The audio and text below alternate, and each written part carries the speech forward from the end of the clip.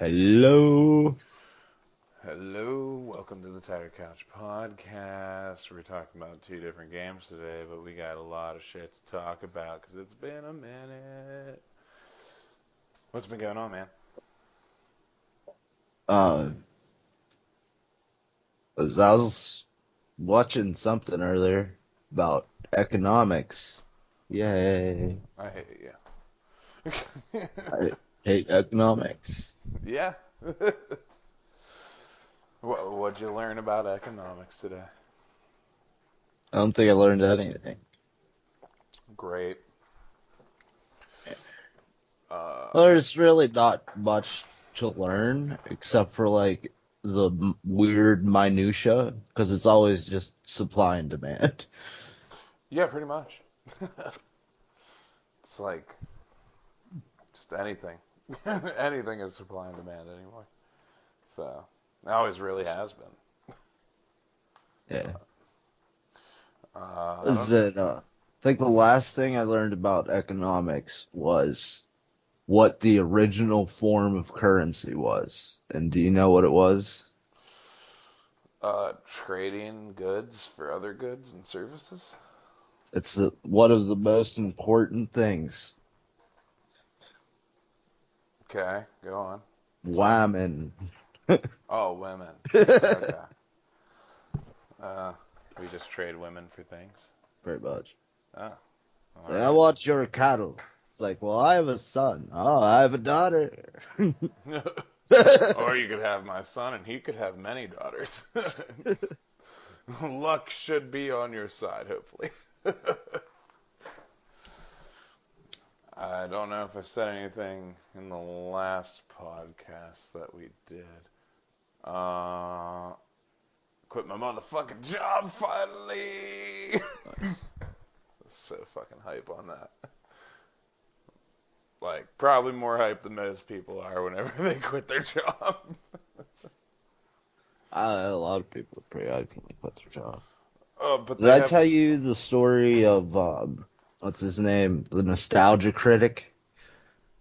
Well, but see, here's the thing: a lot of people get into fear whenever they quit their job because they're like, "Oh no, what am I gonna do?" And I was like that for like day one, and then I was like, "But I have another job lined up that pays me like triple, like overall after how much I'm supposed to work in it and shit."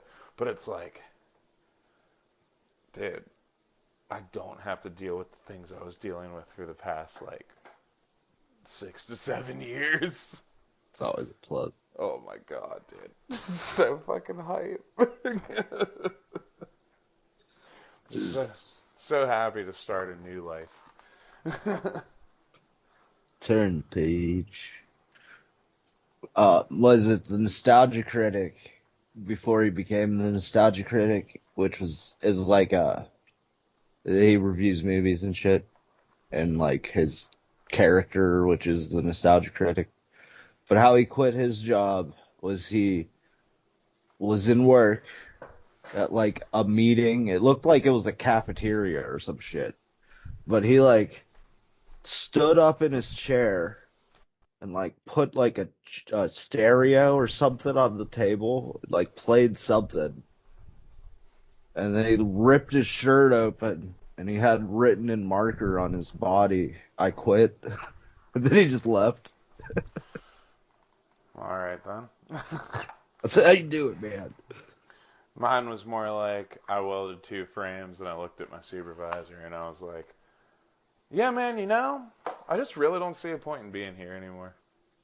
He's like, this isn't like last time, is it? I was like, what do you mean? He's like, well, like 2 weeks ago, you walked up and you're like, I quit, and then made it all serious and shit, and then you were like, no, I'm just joking, and I was like, no, no, not at all this time, and then he like shook my hand and gave me like half a hug, like one of those dab up hug kind of things. He's Yeah. like, I wish you the best, and I was like, you know, that went a lot better than I thought it did. But also, my plant manager wasn't there that day, and like I didn't plan for it to be like that, and I just fucking walked out and left.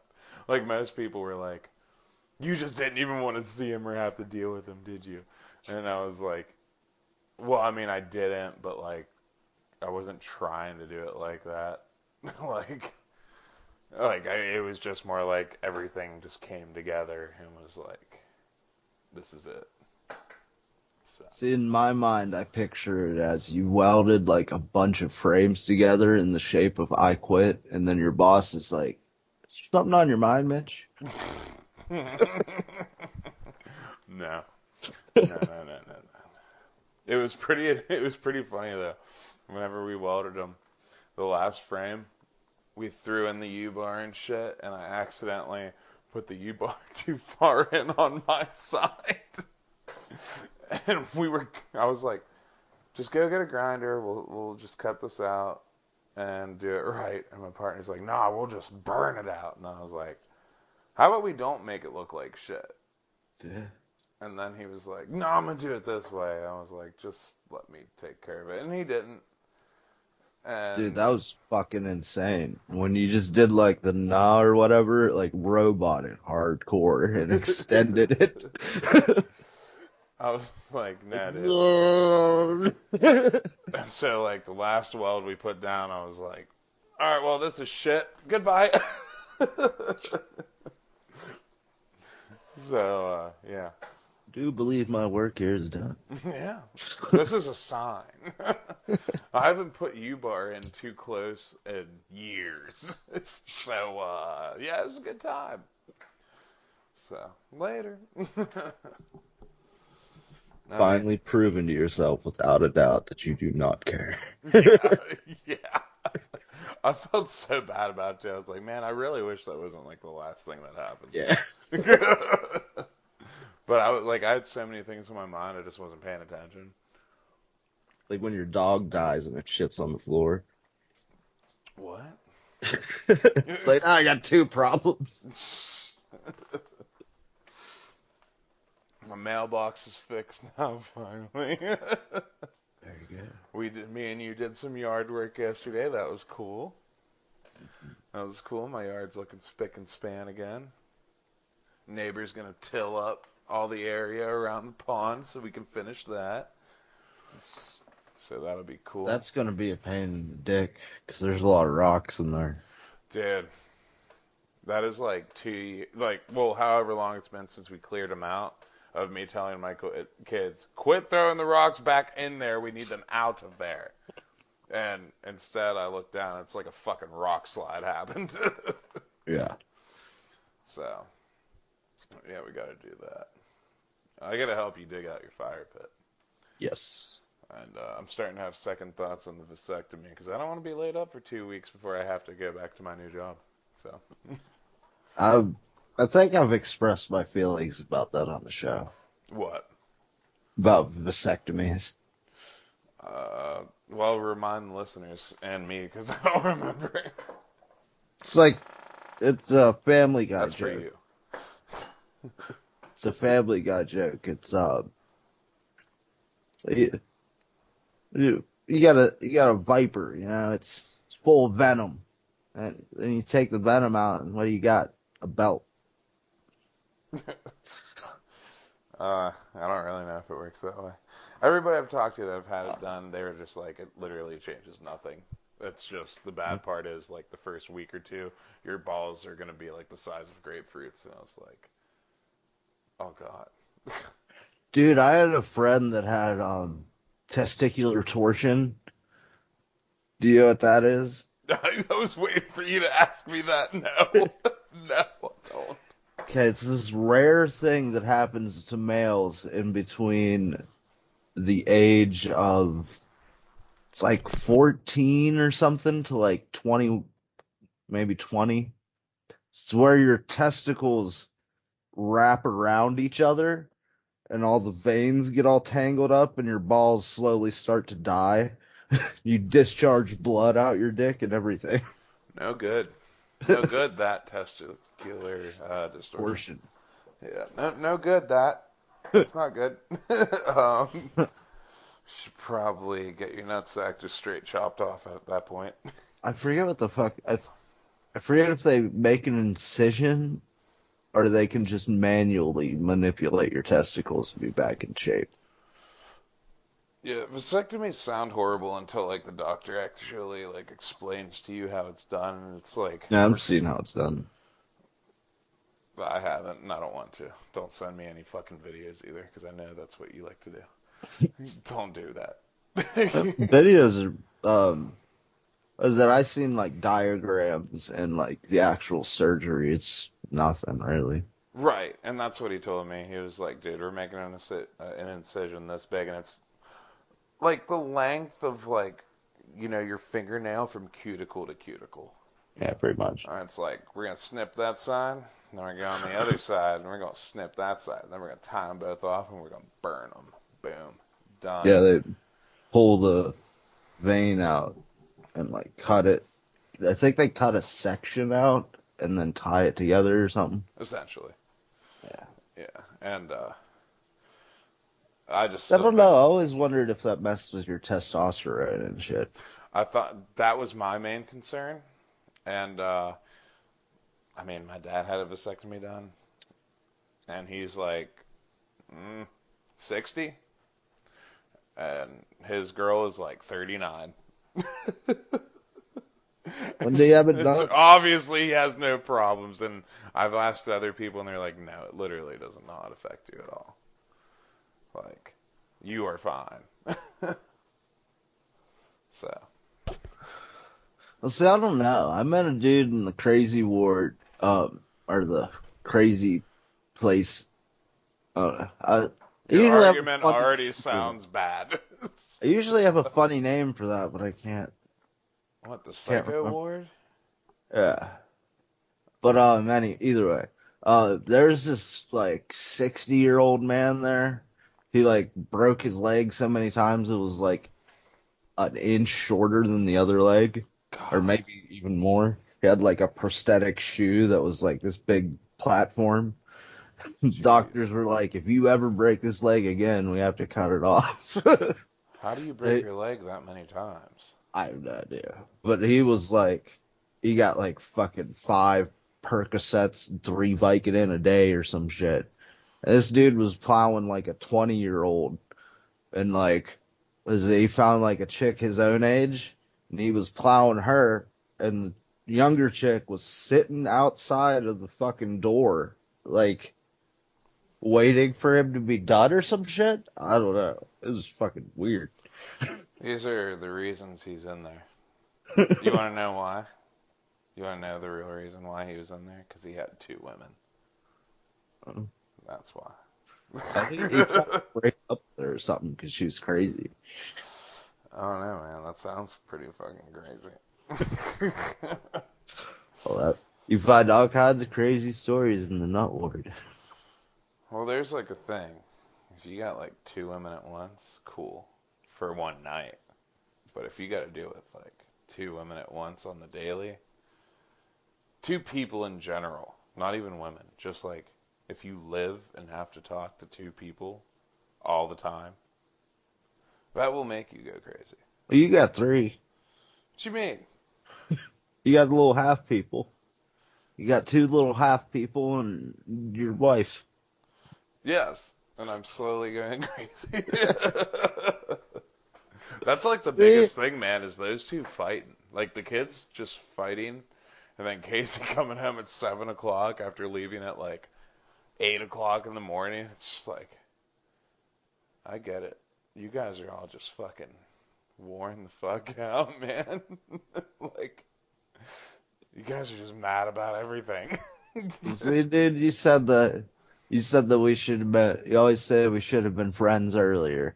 We should And have. while that is true, it's like you can relate more to me now because you were slightly more crazy than you were.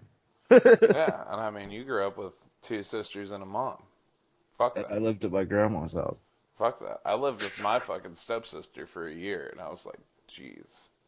All day, And it's and then, terrible. and then I met my other sister, and I was like, jeez. Now I see why my stepdad's so fucking mad all the time. Like every time I go to your bathroom, dude, I have that PTSD, and I always bring it up. I'm like, your fucking sink is crowded, bro. Yeah, man, it's like sink, toilet, shower, done. And it's fucked up because like, you'll just be scrolling through like Facebook Reels. I mean, you don't do that because you don't I do as hate much. death scrolling. Yeah, It's that's so what I do. horrible. I'll just do it, and it's like every time somebody shows up in a video in their bathroom, I'm just like so fucking jealous. Like, dude, you could fit like two people in that room, not just one. Oh yeah, yours is tiny. Yeah, and I hate it. And that's like part of the thing is like for the remodel of it, it's just like I Here, was like take some of Lucy's room. I was like, Casey, we could build that wall in because like Lucy has way more room in her room than she knows what to do with. Like she just takes her toys out of there anyway and plays Yeah, with them in the living room. Let's just add some walls. That's all we got. Knock out a wall, add another wall. We'll be yeah. fine. So it's like just not. And truthfully, all that's gonna do is just extend the shower in the sink. Well, Yeah, just like widen. Like as soon as you walk through the door, it's just gonna be more wide in there I than it mean, is. why would it extend the shower? Because the tub is as big as the tub is. Oh no, we're replacing everything. Yeah, but aren't tubs like generally around the same size? I don't think so. I always thought they were. I've seen like huge fucking tubs and Yeah, small ones. there's huge ones, but there's like a There was standard kind of. well, it's like our kids are already getting like Lucy's almost 5, Yeah. and Wyatt's 8. Soon she'll be driving. Well, no, it's like honestly, we could just make like a giant stand-in shower with like some sitting like parts in it. Oh, Because like growing well, up, you like already have enough room for that. Kind of. yeah, but I want to make it bigger so we can actually walk around in there. Like it's like Yeah. I don't know. It's like my grandparents. They always had whenever I went into their bathroom, like their master bathroom that's like attached to their bedroom, because they Yeah. had two of them. If you go into the master one, like you're talking like a long ass fucking sink that has like two sinks on it, huge fucking mirror, and then there's another room in there. It's the shower room, and it's just like this giant like stand-in shower with like seats in it almost. It's like, dude, I want that so bad. Like I just wanna be able to move. Yeah, I always get jealous of the fucking showers they have in like pornos. Like those Oh real yeah. nice granite ones that have like a seat away from the shower so you could like dry yourself off afterwards or do whatever. Yeah, it's like same thing with like I've ever since I've gotten with Casey, we've done traveling and whatever, blah blah blah. And every hotel, it's like I can move in this bathroom. Like I could fit like fucking 6 fucking people in these bathrooms. No. And it's like I just want that. Like that's all I want. My kitchen's big enough. It's big enough for what I want. My dining room, my living room. It's just all the bedrooms. They're all nice sizes. And then you look at the bathroom and it's like, oh, nice. It's like Casey's like, why do you always lock the door? I was like, one, we have kids. That's like the most simple explanation. And Yeah. two, if you walk in here while I'm taking a shit, you are right next to me shitting, and there's nowhere Well, to escape. I don't know. Truthfully, that's a lot of bathrooms, isn't it? What do you mean? Like, my bathrooms are one of them slightly bigger. I think the other one's more square, so it's hard to judge. But the toilets are still right next to the shower and the bathtub. Yeah, I know what you're saying, but it's like, Even my again, grandparents' bedroom or bathroom used to be a room, and they converted it into a bathroom. So it was a big ass bathroom, and the toilet was still right next to the shower. well, I'm not talking about just being next to the shower. I'm talking about in my bathroom, you walk through the door, you're immediately right next to me if I'm on the toilet. Oh, I get You you. are in front of the sink, next to me, and I'm right next to the shower, and that's it. Remember the Angry Beavers bathroom? No, I didn't watch much Angry Beavers. I never really cared for that show. Well, supposedly they do the same thing that like Australians do. where they have a bathroom, they have a toilet room that is inside of the bathroom. I like that idea. Just I perfect thought you privacy. would. Perfect privacy. It's basically like a closet where you shit. I love it. That's inside of your I bathroom. love it. It's like, everybody leave me alone. Please. See, because like, was it to me that's like perplexing. Like, why would you do that? And the Australian dude had the same explanation you're having right now. Just like, Like, where the toilet is in its room, so you can close the door and then the fucking rest of the bathroom won't smell like somebody went to the bathroom. did you, back to like, let's, enough bathroom talk. Back to like the yard work we did. Okay. Um, did you, when I sent you that picture after I did the hedges, did you notice the top of the hedges? No, why? I can't reach that high. Oh, did you just not do them? It's like if somebody got a haircut, but they had half a mohawk. It's like a flat top, but you didn't trim the top. Exactly. It's pretty bad. It's like I Well, can't you want reach them to that. grow out, so that's what you gotta have to do anyway. No, I wanted to cut it straight across the top of my fence and then shape it on the sides. I shaped it on the sides, cut like half of it on the top, and then like there's just all these fucking chicken feathers where I'm just like, yeah, I couldn't reach. So I took like an extension of a ladder and put it in the bush Yeah. and just started pressing it down to make sure it could hold weight and like the branches inside would catch it. So I started climbing up it sideways because it's like completely sideways almost when going up in there. And I'm just chopping away. And then all of a sudden, like, one of the hedges branches gave way. And as I jumped, the ladder, like, did, like, this propel thing. So like, almost like a trampoline. And I You, launched off to the side. I threw the fucking hedge clippers as they're still running yeah. off into the side of the bush and hit the ground and rolled. Keisha's like, "Oh my God, are you okay?" I was like, "Dude, I'm totally fine. I just was not taking those fucking hedge clippers with me." I have a step ladder you I can need use. like a 4 foot one if you have that. It's like 6, 7 foot. That's okay. That'll work too. it's, it's as long as it's like, cause like I found a step ladder behind my shed that I forgot was even there. And again, like the ladder, if you step on the steps, because it's so old and like fucked, Mhm. it like bounced like a trampoline. I was just waiting for it to snap and all the nails go into my legs. So I was like, Oh, I gave that a go. is it wood? Yes. Yes. Okay, It looks mine's old aluminum. as fuck. It looks old as fuck. Like somebody just made this thing to do this, and it's like on the insides of it, there's nails sticking out. Jesus Christ. Yeah, that's why whenever I was using it for a little bit, I was like, I don't know about all this, because if this breaks, all those nails are going straight into my legs. And Was it like, this were turns there into a steps Saw missing? movie.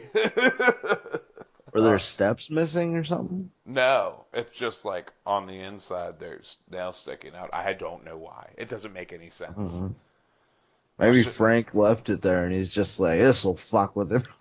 Well, no, that's the funny thing, because Frank was like, I got that fucking ladder extension back there behind the shed. You can see it right there. Where you don't weed whack, you just leave it alone. And I was like, I don't weed whack at all, first of all. I just don't do that, man.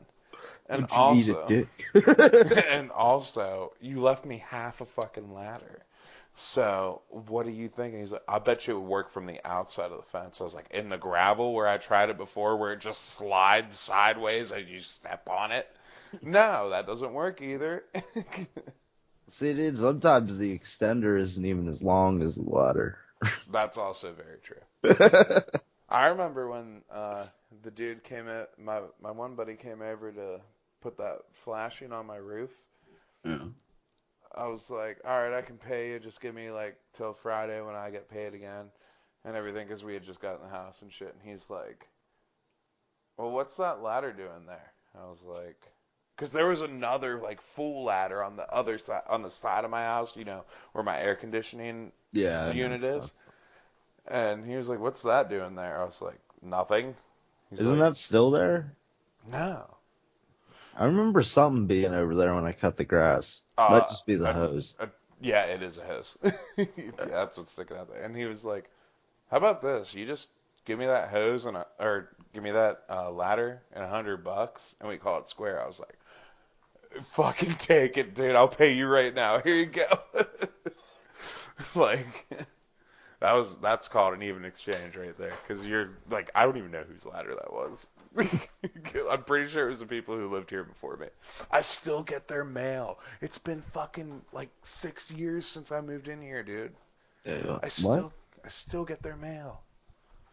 Well, we've been friends for like 3 years, How long right? have I been here? Yeah, Lucy was like, Probably like 4 years.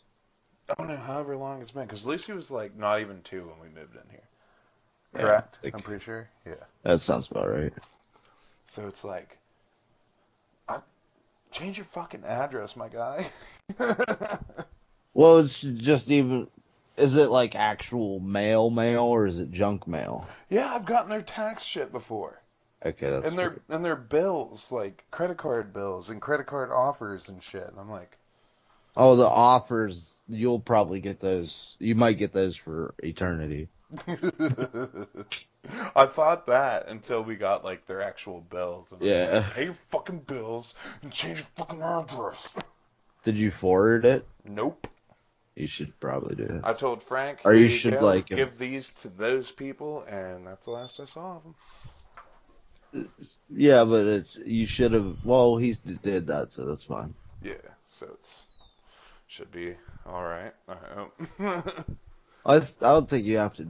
You have to do anything. I don't have to because it's their responsibility to change their address. Yeah. So, whatever. Is I think you're supposed to take, or you can take it to the post office. It's like forwarding the mail or whatever. It's like you tell the post office, these people don't live here. Stop sending me this shit. And they'll try to find their address or whatever the hell they do. Yeah. Oh, speaking of the post office, so like mid-pandemic, remember when me and Matt ordered those Castlevania collector's editions from Limited Run? I think so. They finally came in, Nice. but they were to my parents' address, so I had to drive to Collier's post office and pick it up. And uh, so like I ordered that Bug Fables one with it, like this, like at the same day. My Bug Fables one had a fucking tiny hole in the seal, Mm, and I hate that, especially for as much money as it was. yeah. So Matt messaged me and was like, "I got mine in, but the seal was fucked," so he just straight up opened it because Uh-huh. it wasn't worth grading. I got mine in, flawless. I was so fucking surprised Even with because, the hole? huh? Even with the hole? No, this is the Castlevania one that was Oh, okay. flawless. And I was worried because whenever they handed me the box at the post office, it's literally the fucking size of the game.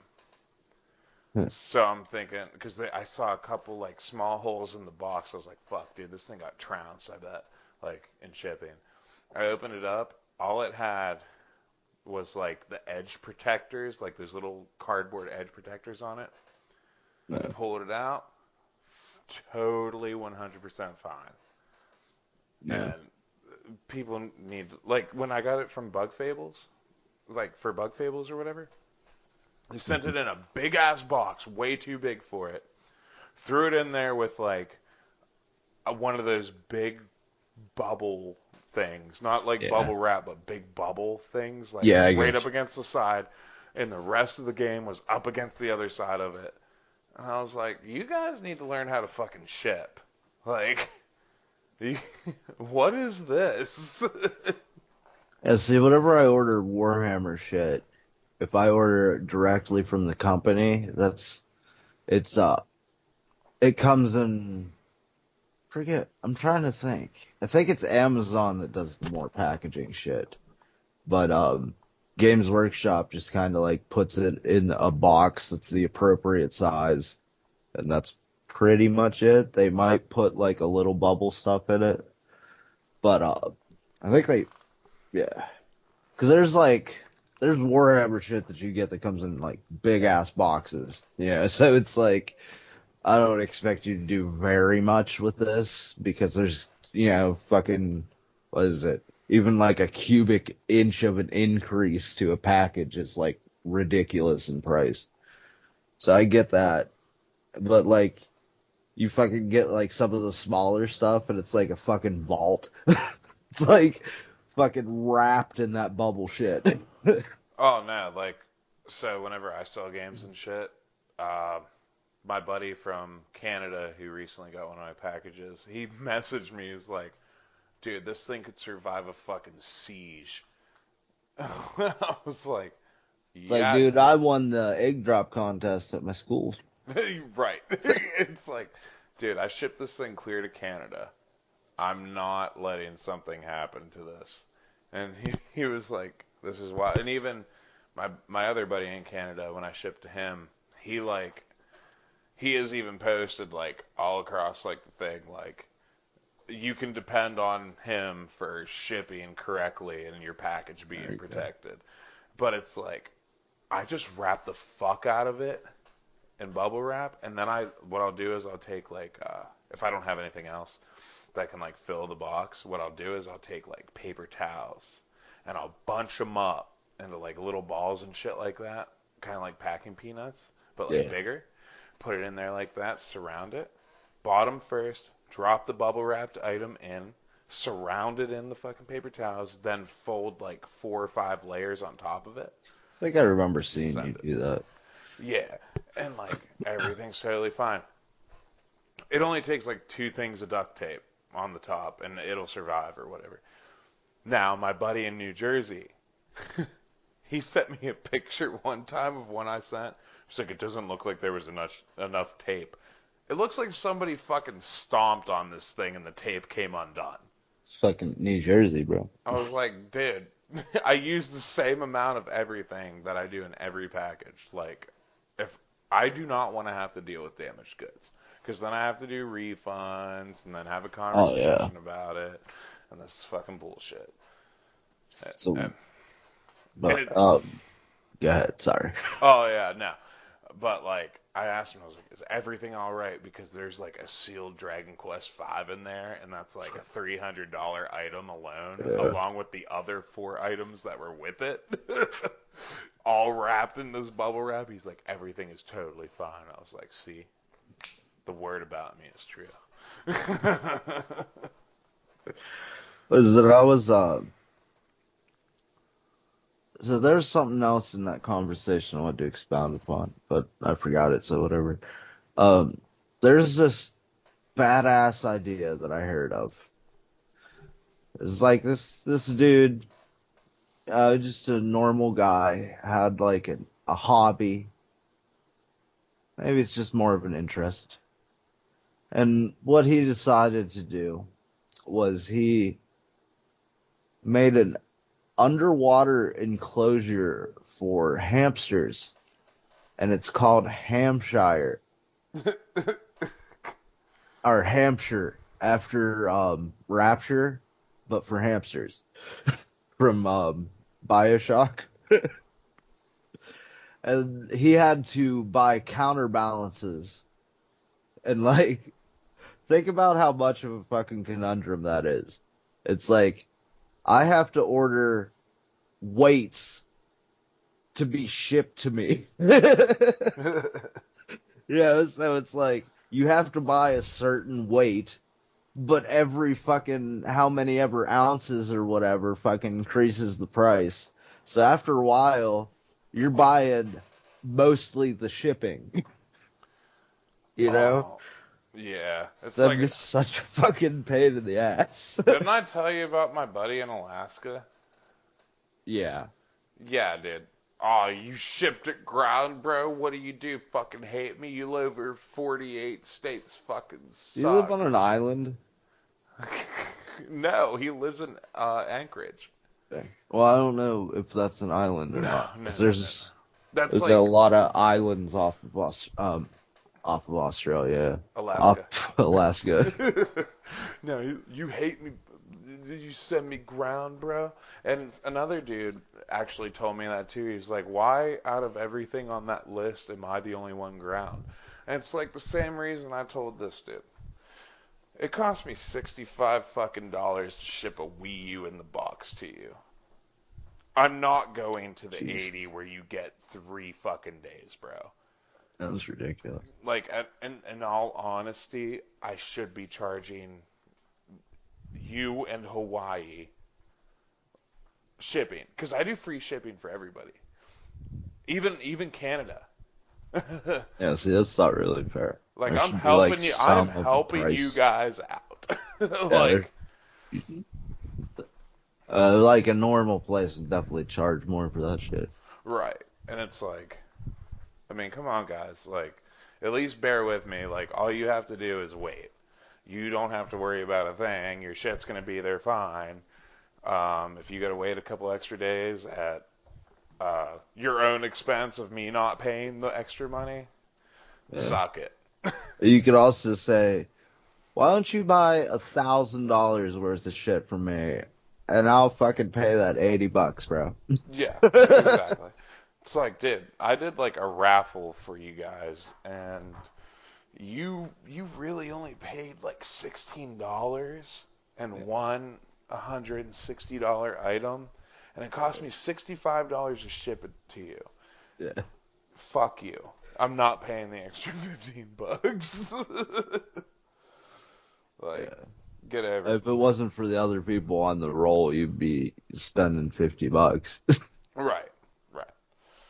Like a normal package is like pretty much anywhere in the lower, in the normal U.S. It's like $8 a package to ship it to most places. Did you ever look on Amazon for mattresses?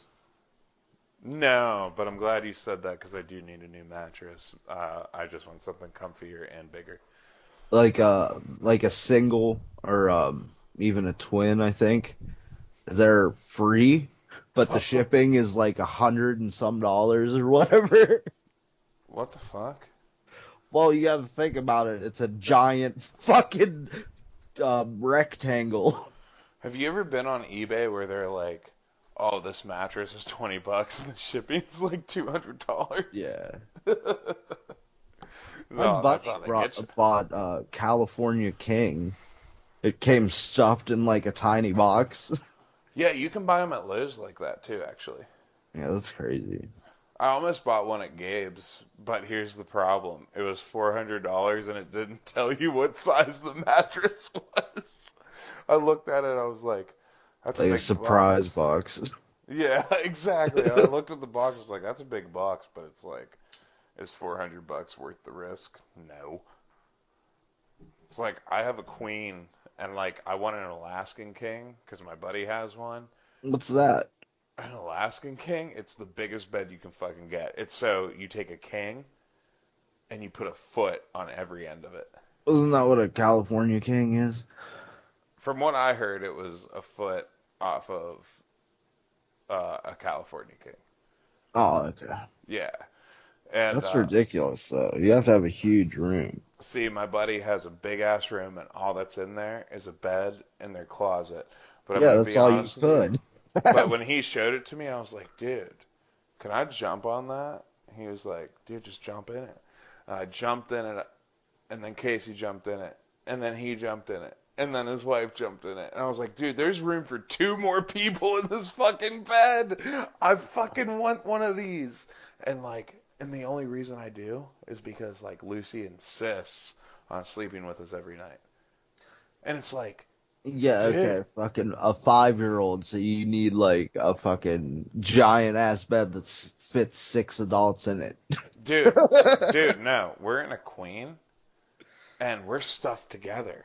I Yep. hate it. And it's like, yeah, I have a queen, and it's like, we're all stuffed together. And I'm just like, no, I want that big ass bed because, like, okay, So most wives want you to cuddle with them and shit. I don't do that because I get really overheated and I can't stand the heat of like body heat like that.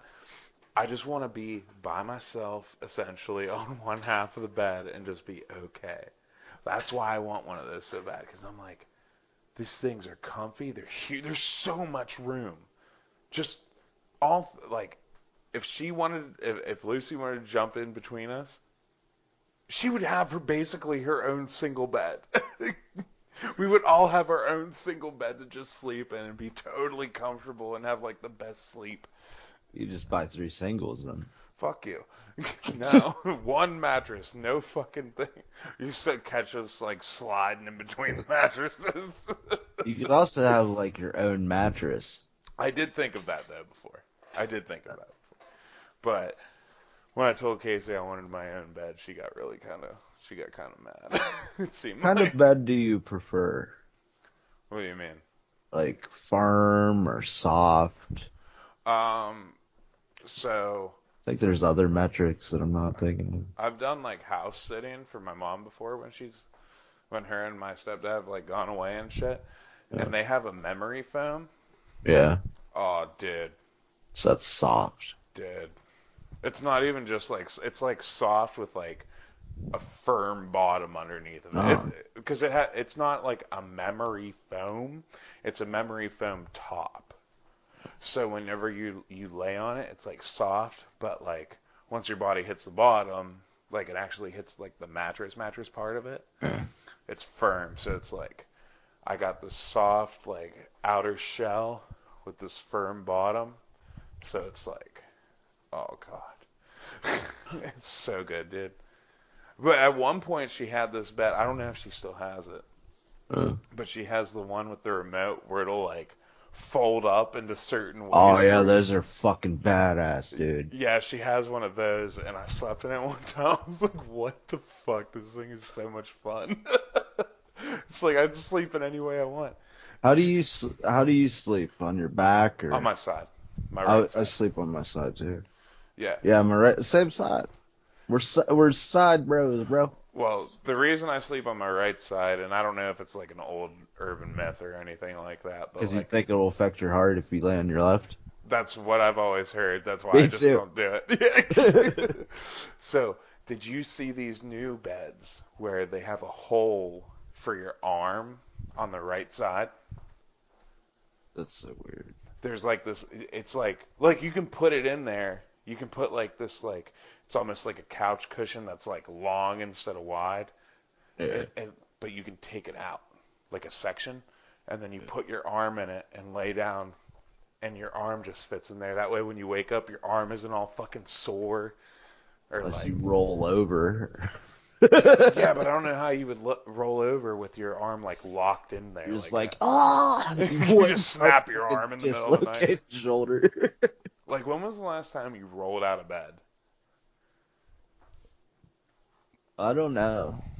Well, I only sleep on couches now, but my bed is a water bed with a mattress in it. So, Wait, what? So is it like the frame of a waterbed with a mattress in it? yeah, That actually sounds pretty nice. it's been through fucking hell and back, though. Just pounding so many bitches in there.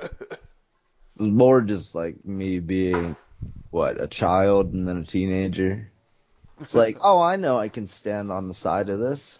It's like, yeah, you were 100 pounds lighter when you did that, bro. Snap. Snap. I had a waterbed when I was younger, and then, like, you know my mom, she's a crazy cat lady. We had a cat that fucking punctured it, and I was sleeping one night, and there was fountains coming out of, like, down by where my feet were. I looked down, I was like, why is it all wet? Mom! She's like, yeah, we gotta get rid of that ASAP. Fucking put a hole in my waterbed. That's what happens to most waterbeds. Annoying as fuck. I do like waterbeds, but they seem more firm than they are soft, honestly, once you get your weight distribution in there. Yeah. So I like firm more. Yeah, you like firm everything more. Like even that couch when we got it, like not even broken in, you're like, yeah.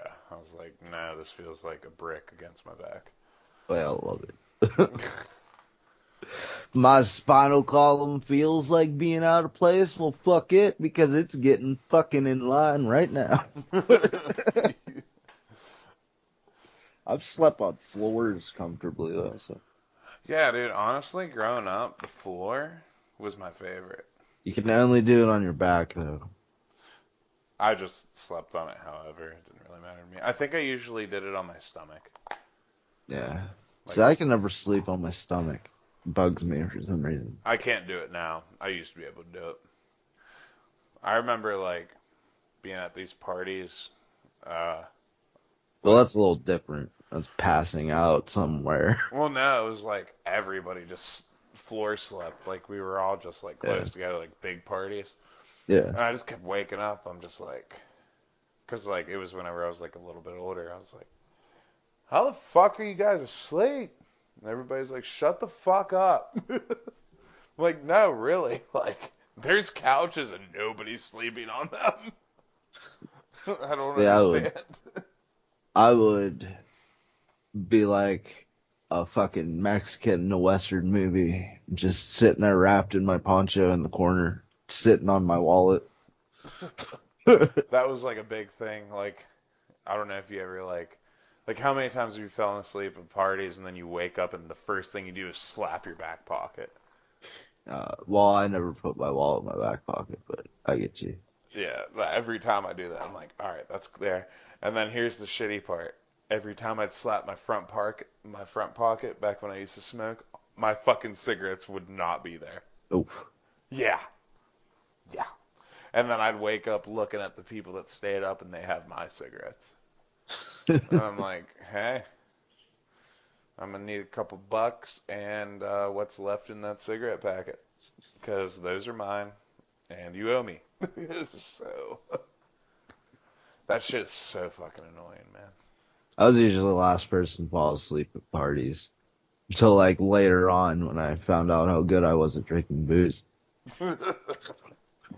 Yeah, I used to stay up a good bit, probably till like 2 or 3, and then I'd go to sleep. But there'd always be like those two other three people that would stay awake a little bit longer until the fucking sun rose, and it's Yep, like, that was me. you guys fucking smoked my cigarettes. Like if you're going to a party, you bring 2 packs of smokes with you. Yeah. Or at least you know when to start cooling down or some shit. Right. So it's like, come on, guys. Can we be responsible partiers? Well prepared. It's like you don't go out to a gunfight with like one banana clip. You need at least like 10. You know what I mean? Like, Eat all yeah, you need all the banana clips so you can just keep firing. You you don't get go to to serve me. paintball with one. You don't go to Oh, paintball with one hopper filled and nothing left. you just got two. Yeah, you gotta have to. But yeah, man, shit's been weird lately. I've been playing. Um, I beat Final Fantasy. Final. What is it? Strangers in Paradise. I beat it. As shitty and weird as they portray that story, um, the ending, like, 'cause you can get it as you go along. Like, you get it if you really pay attention. 'Cause Well, it's, like, the ending of that game is, like, really good. Like, they tie it all together, like, really fucking well. And then, like, the ending scene and everything. That was a great game. Story wise and taking the characters seriously, not so much. But the gameplay is where that game shines. so like uh, it's not really a problem. It's kind of what I go to Final Fantasy to give me, and it's like I've always thought the stories are just over the top, fucking Always, batshit insane. always. Yeah, so like. I don't know. I always think it's weird when hear people say like how good the stories are. I think it's more about just they like the characters. Because I always just think it doesn't really make much sense. Well, it's like, and I'm not saying this because it's my favorite game ever or anything like that, but like 10, the story is like really simple and easy to follow if you pay attention. Until it gets to like the midpoint. Well, see, I don't even understand that part because it's like I totally understood what was going on the entire time. Like it's not You any kind of secret to understand me. it, but it's like it has. What do you mean? Like, yeah, Because what do you mean spoilers. you Ugh. understood sin whenever you like you start off? There's like a bunch of girls that like you, and then like you do the kick or whatever, and like there's this little kid that for some reason you pay attention to out of the crowd, and he's like, what questions your ability to do it, and you're like, what? And then you turn back to the girls, and then you either do it or you don't do it, and then like the kid keeps appearing while you're going to a blitzball game that looks like it's already in session, and like it has that fucking. I love the opening, but I think if you think about it a little bit, it's kind of like so dramatic. Well, it's like Like you only pay attention to him he's because in of the what he dark. says. He's in the dark, sitting in the fucking in this like chair thing, and it like makes me think of like an NBA game before they turn the lights on. What do you mean sitting in a chair? Oh, He's oh. yeah, Titus. yeah. Okay, I thought you were talking about the one dude. The one dude is just a fake. You have no idea who he is until you see like the faith, like until you understand that thing. You But still like, kind of don't. like, like seriously, 95% of that story is just straightforward and like you can totally understand it. Like seven's like weird. It's like all these characters and like all these things, and then people are like reunion, reunion. You're like, what the fuck is going on? And then Sephiroth appears, and then it's like you should have played Crisis Core first and then played this, and it's like that way you could understand. And like I I'm think that happens Cloud in and the I'm movie pretending to too. be Zack, and it's like what the fuck is going on here? like Yeah, like 9 is pretty straightforward. I haven't beaten 8. kind of. Nine's I don't know. I pretty didn't think straightforward. it was. I don't know. You're in the middle of a war. Well, I That's mean, pretty you have much to all take it a is. lot of things for granted, though, with like both of those 9 or 10 and 9, because like the mist is just kind of a thing Oh, that, when it comes to the mist, I never really like got yeah, that until like, oh, wait, these dudes make this and this yeah, makes it's just a factory thing. And that's what I mean. It's like pretty straightforward as long as you pay attention. yeah. But I mean, that took us what 3 or 4 episodes to get to. Oh yeah, no, definitely. You're right. You're right. But like 10 is like straightforward except for the very beginning. And like It's uh cryptic, but then like they finally do the exposition drop like what halfway through, on which what, 10 or 9? 10, which is like when the more I think about it, the more like I think that I gave 10 too much flack about like how it deals with its story, because one of my bigger complaints about most of the Final Fantasy games is that there's a point when it drops fucking blocks of text on you. You know what I mean? I mean, kinda. Like 8 does it at the very fucking beginning. 8 is weird. 8 is just a weird fucking thing in general. But like See, 10 is like, yo, yeah. here's the beginning is like you don't know who this weird little kid is, and then you get sent to a different time or whatever the fuck it is, and You meet the most badass character in the world that helps you fight on these fucking, was it overpasses against giant squids that are yeah, being shot out by this and fucking then like leviathan thing that flies. right, and then like 4 or 5 hours into the game, he's like, yo, your dad is Sin. And it's like, so he time traveled or whatever to pick you up and bring you here so he could kill you. or so you can kill him. And then Yeah. you learn, and since you're the only, quote unquote, you're the only one that knows that, and he's like, yeah, jacked this, jacked that, and you start learning more and more, and then you find these spheres along the way where, like, Yeah. Yuna's dad and Well, I Jack. didn't find most of those. Oh, So I've, like, found every. The only thing I haven't done in those games is do the Dark Aeons and Penance. I I've done beat a lot of those. I beat Valfor and I Oh, think maybe. Ifrit, and I then forget which ones I beat. it's honestly just not worth it unless you're trying to get a trophy, because it's like you gotta max your stats out and be like Yeah. dedicate so much time to a fucking single fight. It's ridiculous. The only people I've ever seen beat Penance, they were, Absolutely they maxed. had, yeah, Like they had 900 maxed, hours into the game. they had maxed, the sphere grid, and then they had maxed their levels after that. Yeah. Like everybody has gone through the whole sphere grid. Yeah. Everybody's sphere grid. And It's then they like, have a bunch of extra levels too because of how many times they fucked with it. and like, oh, I dodged the 200 lightning bolts. Oh, I played Blitzball like Well, it all 200 fucking matters who you times. use. Like, It all it's, matters who you use. well, I mean, everything's better for a different situation. Yeah.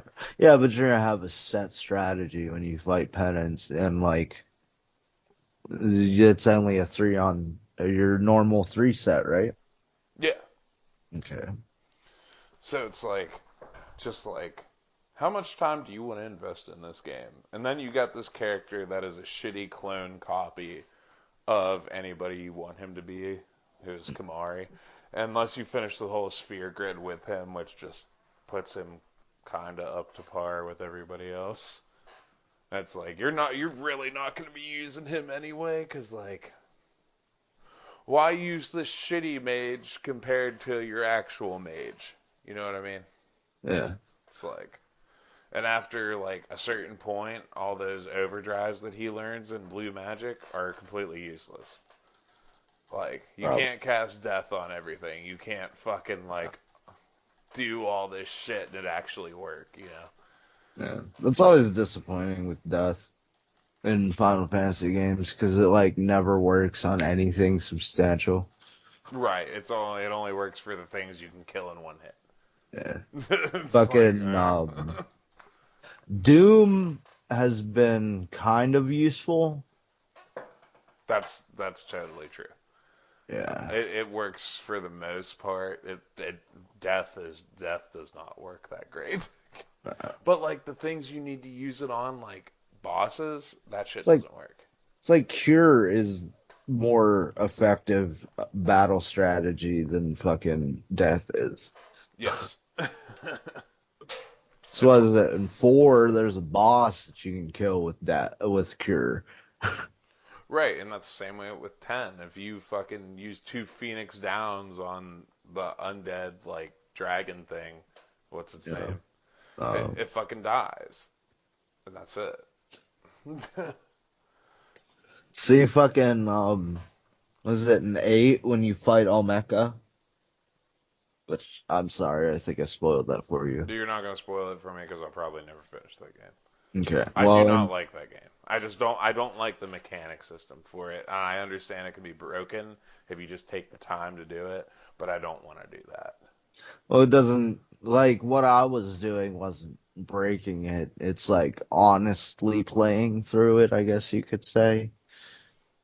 Like where I kind of know what I know enough not to fuck myself.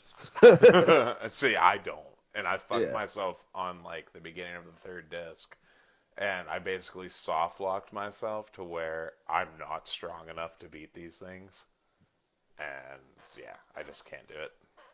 Like, just can't. See, my thing was I could never beat the card game fully. That's another thing in 8. I never got into the card game. In 9, I I was really love super the into card that game. game. Did you like the one in 9? Uh, no, because it didn't like make much sense to me, and So I like didn't care. So like the after that. arrows and the more like numbers and letters, it Yeah, I seemed to get it. me worked more. I I don't get it, understand but how it works. sometimes different letters with lower numbers Yeah, defeat other I ones. get that. I get that. Like I beat the masters of the card games near the end just on a fluke of me thinking this is how this game works, Yeah. and like I don't know. I just got real into it. Let's see with the in 8 the card game is like super involved. Like there's like a secret fucking card club that are the masters of the triad and the fucking you have to find them randomly. And then there's random fucking you can pretty much play cards with anybody in the entire game. Yeah. And what is it? There's certain characters that give you character cards, which are the strongest cards in the game. So you have to beat them in a random battle where they randomly pick cards, and sometimes they'll get it, and sometimes they might just kick your ass.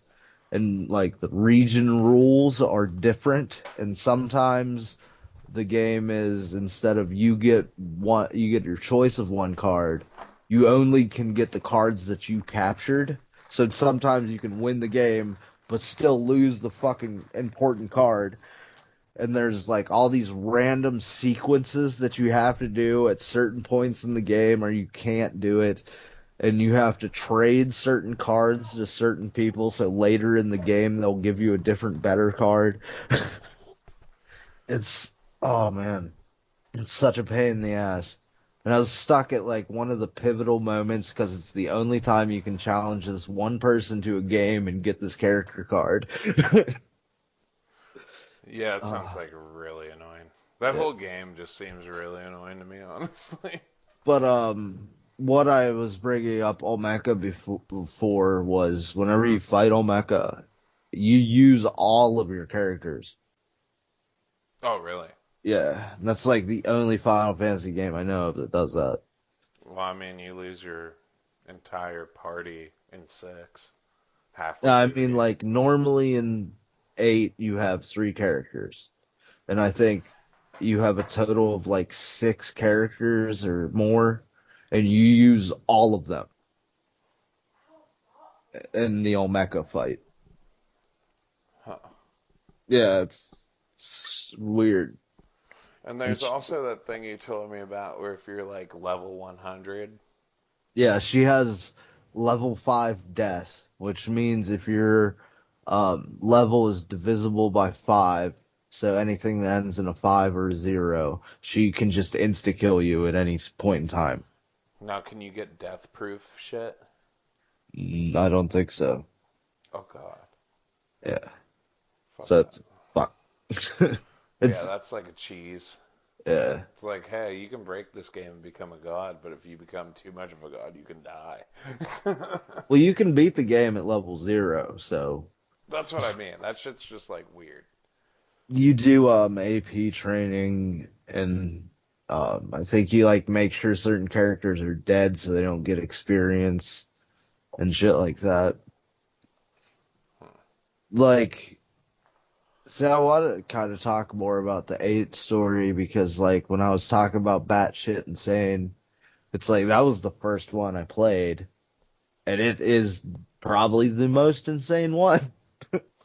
That and 6 are pretty close.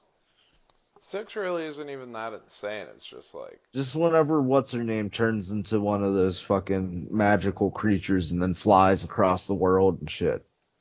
oh, what are they called in that game? I forget. It starts with an E, right? Yeah. Uh, fuck. I forget what they're called. Yeah, because she was like half human, half whatever those Yeah. things are. But Uh, yeah, I get you. see, eight's story is like the fucking the they're called their summons are called guardian forces, and you use them to become powerful. But the thing is, when you use GFs, they take your memories away. Yeah. and none of the characters remembered that they all grew up together, which that is something that I always fucking hate in stories. It's like, oh, all the important characters actually knew each other all along? Wow. What a coincidence. That's like seven. Seven does Yeah. that. And Ida is your teacher, which is the first fucking major boss of disc, what, 1 and 2? It's like, what the fuck?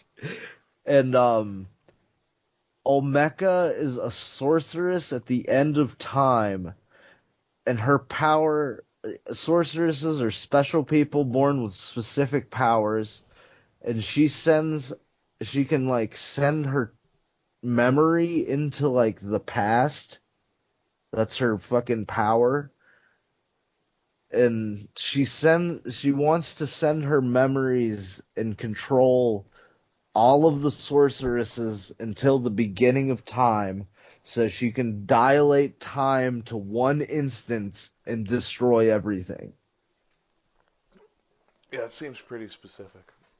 Yeah, it's insane. Like, so like the fucking sorceress of the fucking technical place that lives on a satellite in the moon. Yeah, well, it's like, I mean, we might play it for the show or whatever if you And ever then there's decide to the buy it. fucking the moon cries.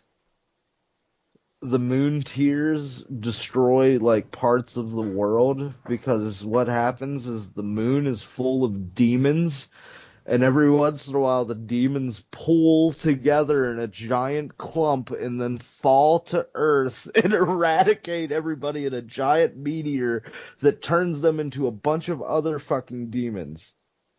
Yeah, I'm not playing this game anymore. I already have. You But ride a rocket ship into space. Fucking, you kind of you do that in some of the other ones, but like, 4 and 7, and yeah.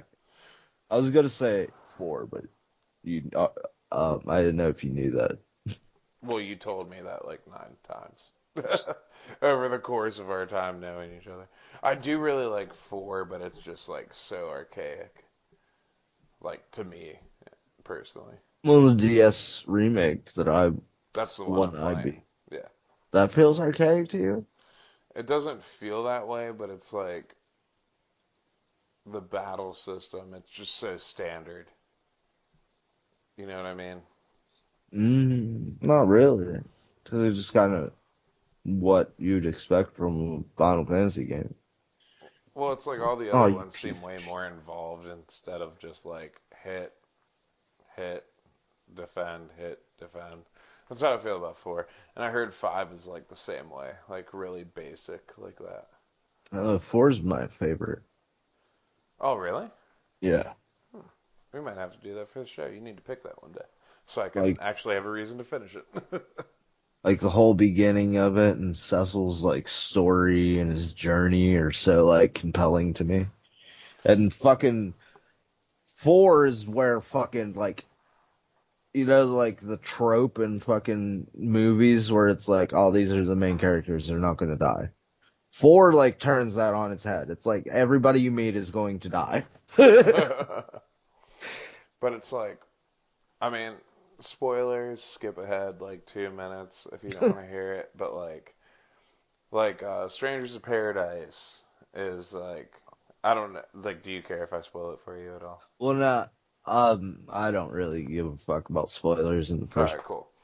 Let me. but I mean like for the um it makes sense for us to give a spoiler alert for a new game Yeah, as that's opposed why to a I'm saying that. 20-year-old game. Yeah, that's why I'm saying.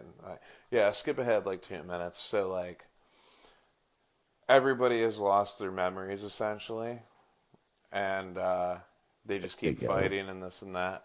Well, it turns out you have done this same venture a shitload of Mm. times, and so have your boys that are with you. So at the end, after you gather everybody and blah blah blah, they all turn on you in one instance, and they're like, "Fight us, Jack!" And like, it's a fight that you cannot lose. You just beat the fucking piss out of your boys as they're like beating the piss out of you, and you kill them, and then you start going off on your own. Like the last couple missions are on your own. But here's the thing: you had to rely on these people in a game where if you get hit like 3 or 4 times, you're done. Like you Yeah. die because, and that's what I meant by it's like Souls-like.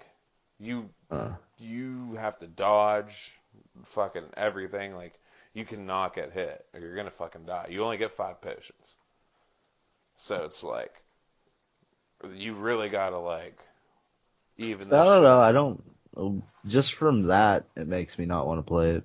It's very hard. It No, it's not about the hardness at all. It's just that is not what I want in a Final Fantasy game whatsoever. yeah, in a Final Fantasy game that is not normal at all, and I totally understand what you're saying. I mean, even like the remake shit. Like, I heard that it's good. I'm sure I could complain about a few of the fucking story beats being changed. Like, I could go into detail about it if I actually played the game, but I didn't, I so just feel like they can't. did that shit with the 7 remake because like a lot of people wanted to know what would happen, or what it would be like if Aerith didn't die. And that's what they go on. And like I was one of those people, but I played 7 late. Like I remember Really? you watched me beat 7 that one night. Like that was my first time going through the story. And I always did want Aerith to live. Really?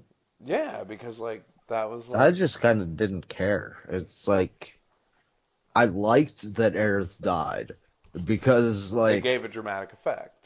yeah, it Yeah. like I just said with like 4, like I like having stakes. I'm so sick of fucking you go through this fucking death-defying journey See, where I love millions I of I people love love die, stories, man. and I like just you're love the love only people that stories. live. Well, Yeah, you fucking love Tifa, the fucking person that you grew up with, that you fucking like are a dick to and forgot about existing, and you like didn't even remember that you grew up with her because you were a mercenary for so long and shit. I think that's a way um more romantic than than Aerith. You meet her like randomly, and she's like, I live in this rundown church that has flowers growing in the middle because the roof's missing, and you like randomly fall into it. I'm pretty sure it's probably more set up than randomly, it is. but like you get what I'm trying to get at with I it. get I it. I don't. get what you're saying. I get what you're saying. But everybody has their own tastes. She's also kind of like what's it called? Like the manic pixie dream girl kind of shit, where she can like, she's ultra determined, she's really fucking nice. Yeah, she has like all of the positive qualities. You know, Right. like I just think it's so much better that she dies. Yeah, see, I didn't like, and like, here's another thing. Like, I spent so much time leveling her up and getting her shit done, and then Yeah. she dies halfway, like, not like a third through the game, and it's like, damn it, dude. Like, Yeah, but didn't like I knew that was gonna happen, so I didn't. I did like her and shit because white mages are always my favorite characters, but I just knew she was gonna die. And yeah. like that game gives you more of a freedom with classes and stuff. So, like, what happens is, so you guys all forgot these. You fight your boys because they're like, yo, we did this a million times before. You're out here to destroy chaos. So let's all just fucking attack you because we need to give you the anger you need because you're the only one that Yep. has the drive to destroy chaos. So we'll fucking make you chaos by fucking destroying everything that you love by attacking you. And that's what they do. And you kill all your boys and you're like, you just kill them all and then the cutscene happens and you're like, like you like basically just go insane. You're like, I get what you guys were all trying to do. You were all driving me to this and blah blah blah blah, and this was the end result. So then you like go and like fight actual like the incarnation of chaos that is like all the evil in the world and shit. And I'm gonna be honest with you, dude. Uh, I played almost this entire game on hard except for like 2 boss fights because they were just so ridiculous. I went and fought this dude on hard. there's a setting too. you can change the difficulty, but Oh man. once you change it, you can't change it back. But here's the thing. If you But do it how on do you change it? the harder Oh, you, you can just go down, you can't go up? yeah, you can't go up. So the A lot harder, of games do that. well, here's the thing. The harder you do it on, the better rewards you get. Yeah. So you have a price to like change it. So, dude, I couldn't even beat it on normal. And I was maxed out in almost everything. It's just so fucking hard. Like I had to change it to easy to beat the final boss. It was so fucking like he three taps you. You get hit three times, you're done, and that's it. And like there were like almost unblockable attacks unless you were right on the edge, on the side of where these attacks were gonna happen. Like when he does tsunami, which is like the ultra water attack, it Yeah. takes out like half the fucking screen. It's like, or not like half the screen, like the whole screen unless you were like right near the edge of it. So you gotta like get the fuck out of the way immediately. And it's like a tidal wave. It sucks. But it's like you beat him and everything, and what it is you're not in a simulation. The gods essentially say that like the world is their simulation and they have to keep everything in check. Hey Mitch, Yeah. you said skip ahead like 2 minutes, like No, you see, that three was minutes your ago. thing where you wanted to talk about that other thing. I was gonna Well, say something no, I about just 11. made the. We, Yeah. we should have said it again. All right. Yeah. Yeah. Keep skipping ahead. But anyway. We'll just try to wrap it up within a minute. Yeah. Well, I'm trying to tell you, but we kind of Sorry. wasted much time with the other thing that you were talking I about. get you. I get you. But we so that happens, and your dude is like so pissed off at being like basically like a repetitive fucking slave to the quote unquote gods that you show him what's what by just actually destroying chaos, and like the ending scene you're sitting on a throne and you're like you are chaos as you just normal, and all your boys are there in like this memory scene, and then you're all like contemplating, this is how we're gonna do it every fucking time. We're gonna fucking finish this. Fuck those guys. And and there's like a deep story character. The story gets really good towards the end, but most of it is just like really complicated and annoying. Is it Crystal Rings, which is probably the only like well, I can't say spin off anymore because they keep doing the fucking non Final Fantasy gameplay stuff. Um, but how Crystal Rings is whenever you get to, it's like set up, so it's Are you talking like about Crystal Chronicles? I don't know what is, I think it's Rings. I've never heard of this game. It's like a 3D one, like isometric 3D. That You sounds like, like Crystal Chronicles.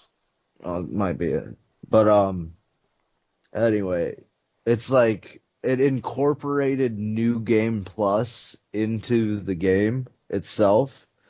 So like whenever the first time you beat the final boss, it's just like normal. But the second time you beat the final boss, like you do this little thing and then there's a cutscene where like the boss is like, "Oh, I am eternity. I shall exist forever. I will just come back." And then like the fucking New Game Plus version, it's like, well, no matter what reality we are in, will hunt you down and fucking kill your ass. That's essentially how the ending of this game is. Yeah, It's it's like like that reminds me a lot of it's it. like if these guys keep trying to do what they're doing to us, we're gonna keep going harder at them until we Yeah. stomp them out. And it's pretty vicious because like the main character, I fucking love the main character because he's so fucking brutal and he doesn't give a shit about anything. Like it's pretty fucking cool actually. But overall, like the gameplay itself, I would give it 10 out of 10. It is so much fun. Yeah. Like It's just because you can do anything with your class and like switch in between classes and start using different weapons in different classes. And once you master those classes, you get upgrades. It's like constant upgrades until you get to a certain point. And what do they even do? They're just augmenting your attacks and your dodge or whatever. Like you'll unlock certain attacks through like a skill tree. So like my Oh, favorite one was like an earth one where you just fucking take this mace because like normally you use a mace as a sage. That's what I mained was a sage after I finally got the sage class. You have a mace and you fucking just fucking one, two, like you're pounding into these people's heads with it, and yeah. then you just fucking smash them. And you always have like these finisher moves if you break their gauges the right way. And like as you play it, you'll like actually become familiar, and it becomes like way easier to understand how to break a gauge, especially with weaknesses.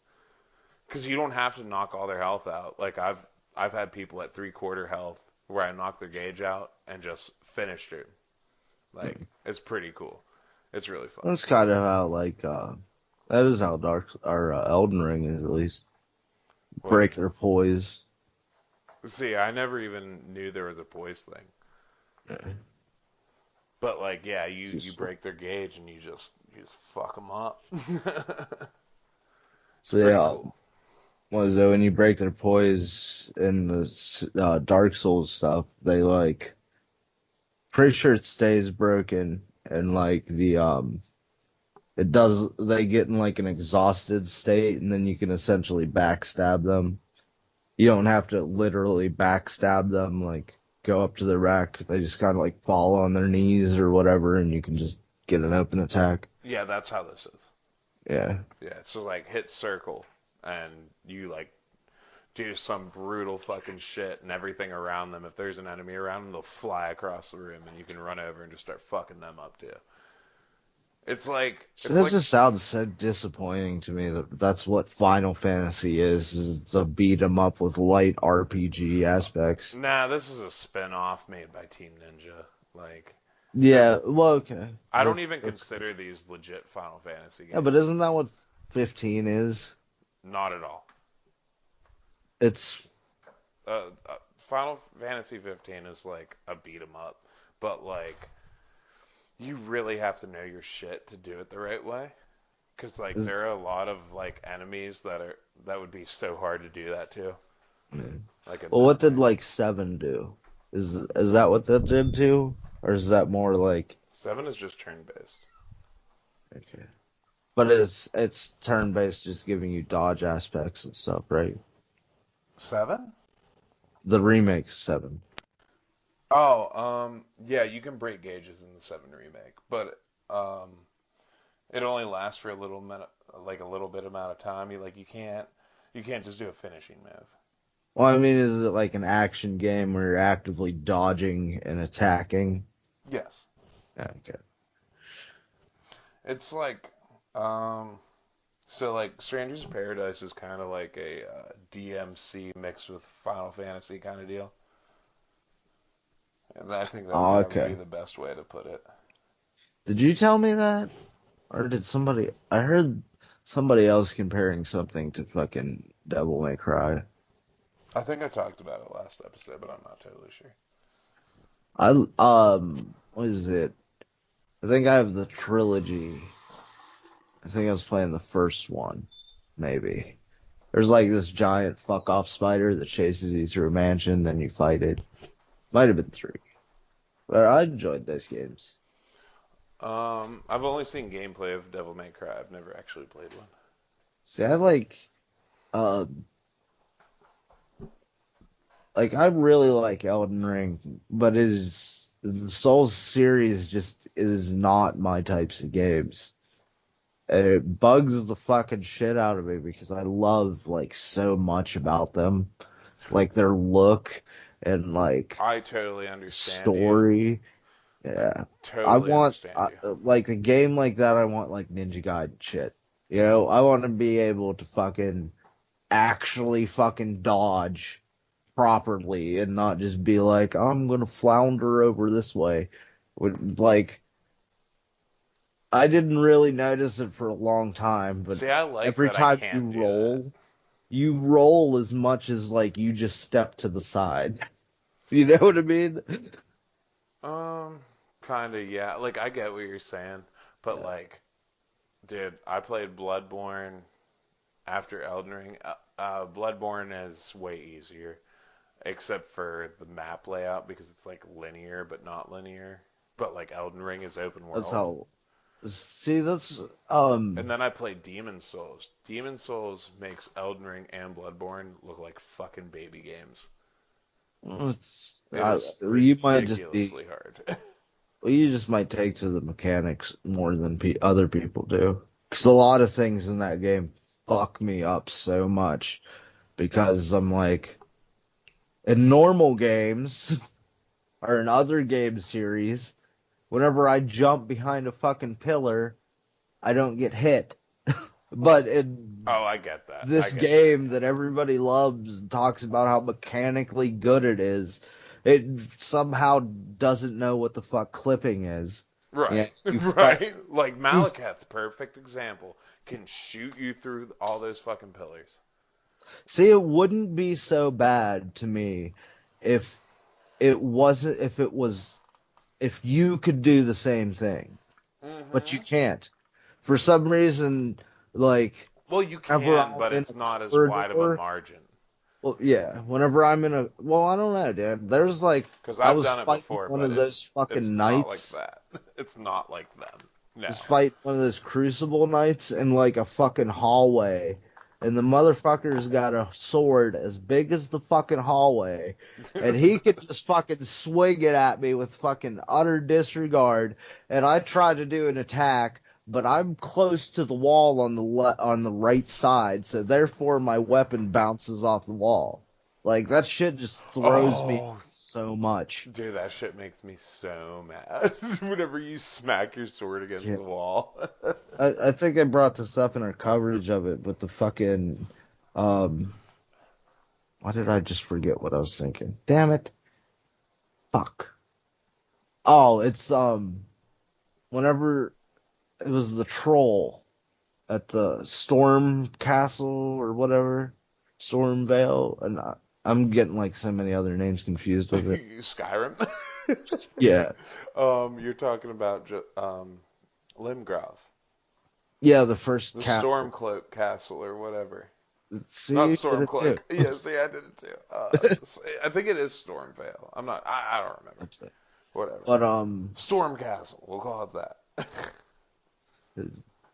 the turbulent weather place. Yeah. Um there's that troll with the dog. And you were like, oh, don't worry about the dog. He usually kills the dog. It's like, I was like, what? Really? Because I've fought fucking giants with like soldiers around or some random enemy, and the giant's arm just goes straight through the fucking enemy. And so I'm fucking actively having to dodge attacks while enemies are moving through the attacks and attacking me. See, I don't know if it's because, and I'm not saying this in any kind of way, It's but probably our play styles, truthfully. I don't know if it's because you're on like a PS4 or anything like limited, but like, because like I played on PS5, if anybody attacked and went through somebody else's attack, enemies on enemies while they're trying to hit me, if their attack hit them, it fucked them up. I don't know. I know that happened with some specific enemies, but it wasn't like entirely reliable. Like Godskin Duo, like for Yeah. instance, people think is extremely hard. I found that to It's be not one. that it's hard, it's just so poorly designed. I found that to Like, be one of like the easiest boss fights, honestly. okay. You could say okay, but I already Well, you were told you. stuck on that for a while. No, I wasn't. Okay. I tried it 5 times and I beat it. It's just simple. It's just like my mimic. Here's the thing with mine. My mimic would sometimes be either shit or really good. Yeah. Like that was like the only fucking thing with me, and I was just like, why is this thing shit sometimes and great at other times? And it wasn't even leveled up then. And it's like Well, maybe I took more time to like get away from shit and take the time to go in and hit and come back. But it's like, why is this so hard to people? Like I could go through my text messages and find that and show it to you. it's because of the shitty design. Like, was it Ornstein and Smoke or whatever? I'm getting confused with the Lord of the Rings dragon, but whatever. Ornstein and Schmurg. Fucking. See, I can't. See, that's the thing about me. You can fight dragons like a motherfucker. I cannot fight dragons. Oh, okay. Yeah, like that's what I'm saying. Like you say, oh, okay, God's gonna do it was easy, but that's like the same way I feel towards you Well, about dragons. it It's wasn't like really about it how? being easy. It was about it's just shit. Like it doesn't like with the Ornstein and Schmoeg fucking thing. It's you can tell that that the devs thought about this. Like Ornstein is fast, or I don't know. One of them is fast and has a short range. The other one is slow and has a big range. So you Because of can the like roll thing, was like no, the fat it's just God that they skin dudes. cover different things. Yeah, And the god skins are like not even close to being like that. They don't complement each other at all. They're just like they threw two bosses together because they're like, hey, we need two bosses. You know what I mean? Like it just like every boss duo to me always just felt so clumsy. Like they just threw these enemies together with no thought of how these enemies interact with things. see, like how you were saying, like how they don't complement each other, and so the big one always had a big range, like with its roll attack, The but the little one has a big range too. When his body stretches out and he shoots across the screen. Yeah, see, he didn't do that to me in my fight. What he did was Oh. that whirlwind shit, like just stationary. Oh. See, But because they if always, I fought a skinny god skin, because you know how they reuse the bosses. yeah. If I fought a skinny god skin, he would do that thing. But he didn't do it during the duo fight. And you fight like three of him in different times: Tower of Kaled, the Windmill Hill, and the Yeah. duo. And the not the duo, but the other two There's did a the few other stretchy times fucking too. weird thing. But in the duo, who was covering the range shit was that fucking bastard fat dude that did the roll thing that fucked me up so many times, dude. Like, Yeah. it's like as soon as he hits me, as soon as I get up, health flask, hurry up, and then just get back to it. See, all of my fights, they did it in tandem. What do you mean? The fucking skinny dude would do the fucking stretch move and like the fucking and the spinning the thing where he stretches out and then the fucking jump attack afterwards. And then the fucking fat dude would roll right through him or do the jump thing with the fucking really fast attack at the end. And that would fuck me every fucking time. Yeah, and it's not just with those bosses that I noticed this, but a lot of bosses would do like they would either be extremely aggressive or not aggressive. And like sometimes like I would do these like fights in a row, like I would keep trying and trying and trying, like immediately after I died. Sometimes as soon as the boss fight started, they'd come straight at me. And other times See, dude, they were like, hold up, let's chill for a second. I noticed that when you summoned me to fight Malakath, like in my playthroughs when I fought him, I had to actively run to get out of him cornering me up against the wall I've had to because do he that would just twice. fucking Twice. charge me every single time I played the game. He'd fucking beeline it for me. No, I feel that, dude, because that had happened to me a couple times. But like most of the time, he it gave me a second to walk into the arena, and then he'd charge at me. I'm like, okay, this is like I don't understand how this game works. I don't know either. But So, like, we should play fucking Neo. I'm down. No. I love Neo. I know you do. I See, want to I do get, the forest again. yeah, I do too. Because I think, Sons of the Forest is coming out eventually. It's supposed to. Um, did you try out that Hypercharge Unboxed game I told you about? Nah.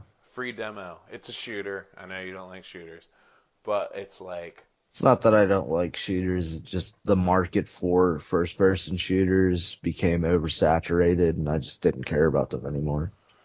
so it's like it's like toy soldiers. Oh, It, you showed me that. Yeah, that looks fun. yeah, and like you could like just like run against a basketball in a yard and like use it as cover and shit. I Yeah. played the demo because Brandon texted me and was like, "Dude, that thing you sent me the link to, that shit is fun as fuck." I was like, "I didn't even download it yet. I just saw the video and just like shared it to you." So I downloaded the demo. Oh man, it's pretty fucking cool. It's We need to really have him on to do Phasmophobia. yeah. If we all ever play Phasmophobia together, Well, Mike. I didn't know about I thought you needed VR. No, no, no, no, no. It's like $20. Just download it, dude. We'll play with you all the time. Because he loves that game. I love that game. I'm trying to get Greg into it too, but he hasn't downloaded it yet because all he can concentrate on right now is Halo.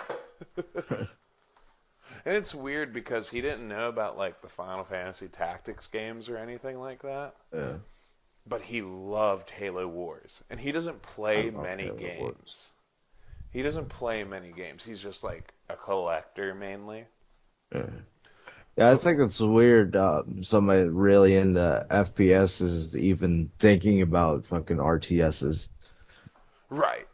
Like I feel that. Like I play all different. I play like every variety of games. Yeah. Um, but like R RTSs are like a special place, you know? Like Yeah. only certain people like really get into that. And it's like I was telling you earlier, I bought a Triangle Strategy. What a great story. It's Is that an not. RTS? Oh yeah, dude. Oh, okay. You should have told me that. It's yeah. I thought I told you. No, you just told me it was like strategy or some shit. Oh, dude. So Like Pikmin's strategy. yeah, no, no, no. This is like it's not oversized and overcomplicated with a ridiculous story. It's three nations, like with like tension over a war that happened and all this other shit, and like you actually have to make decisions that change the tide of the game. Yeah. And like you have to go around and talk to people and shit, and then you do your battles and like Are we gonna do a 4 hour episode? then we can. I Okay. mean, whatever. Well, I mean, I think at least more than like 51% of the episode should probably be about the actual content. All right, we'll get into that right after this one. But like, It's like so, this is supplementary reading for previous episodes and future episodes. but like, you just do all this shit and like you upgrade your equipment and all this shit. It's a really good game. It's not overcomplicated. The story's great. It's not like overinflated or anything crazy. It's like there's a lot of deep shit. Mm. It's a really good game, man. Like a See, really for good game. do you place a lot of importance in story? Do I play what?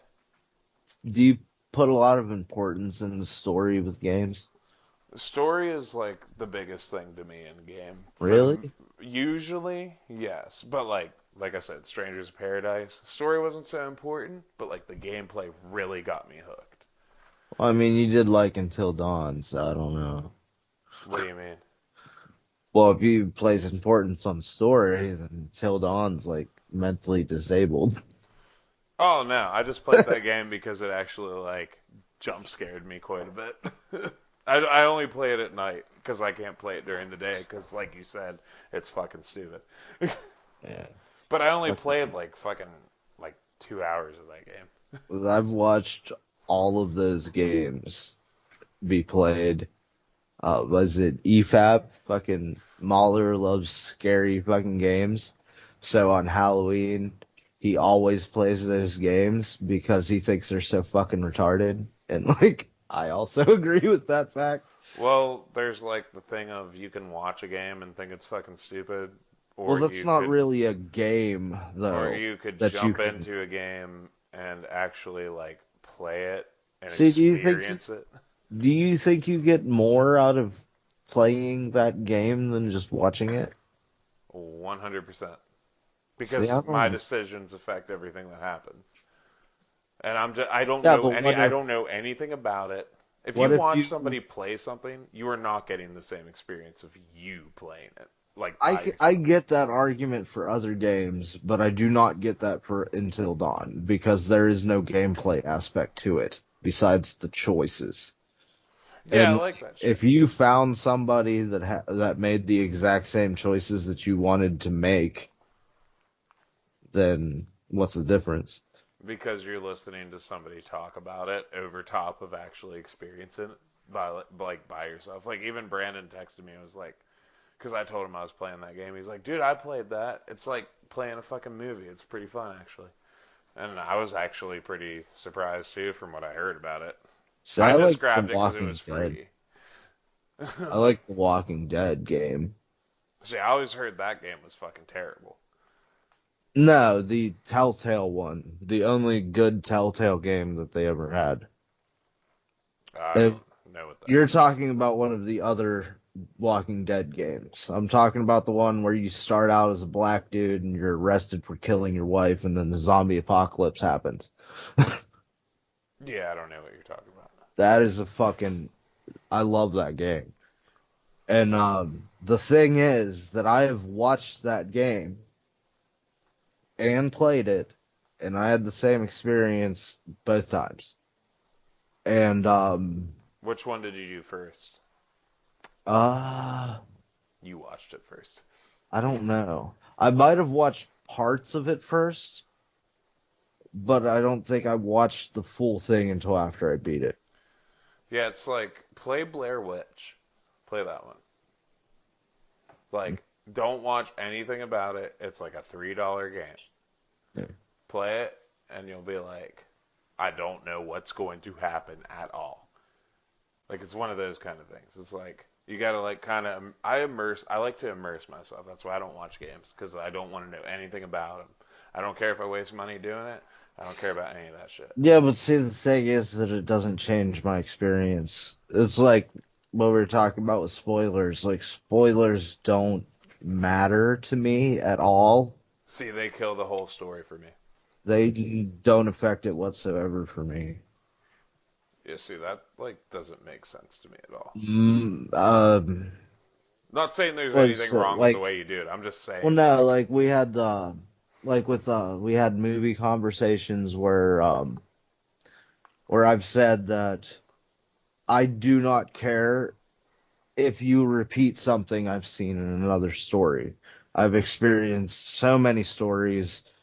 There's no way possible for you to make a completely original story. So I care more about the setup to the ending. yeah, Like you're like looking at it from a critic standpoint. it's just I'm also more of a like journey person than destination, you know? I don't understand what that means. uh, the pursuit of your dreams is as fulfilling as achieving them to me. Yeah, but that doesn't make sense in what we're talking about. Okay, well, What I'm saying is like, if you don't know anything about this, you have no idea what's gonna happen.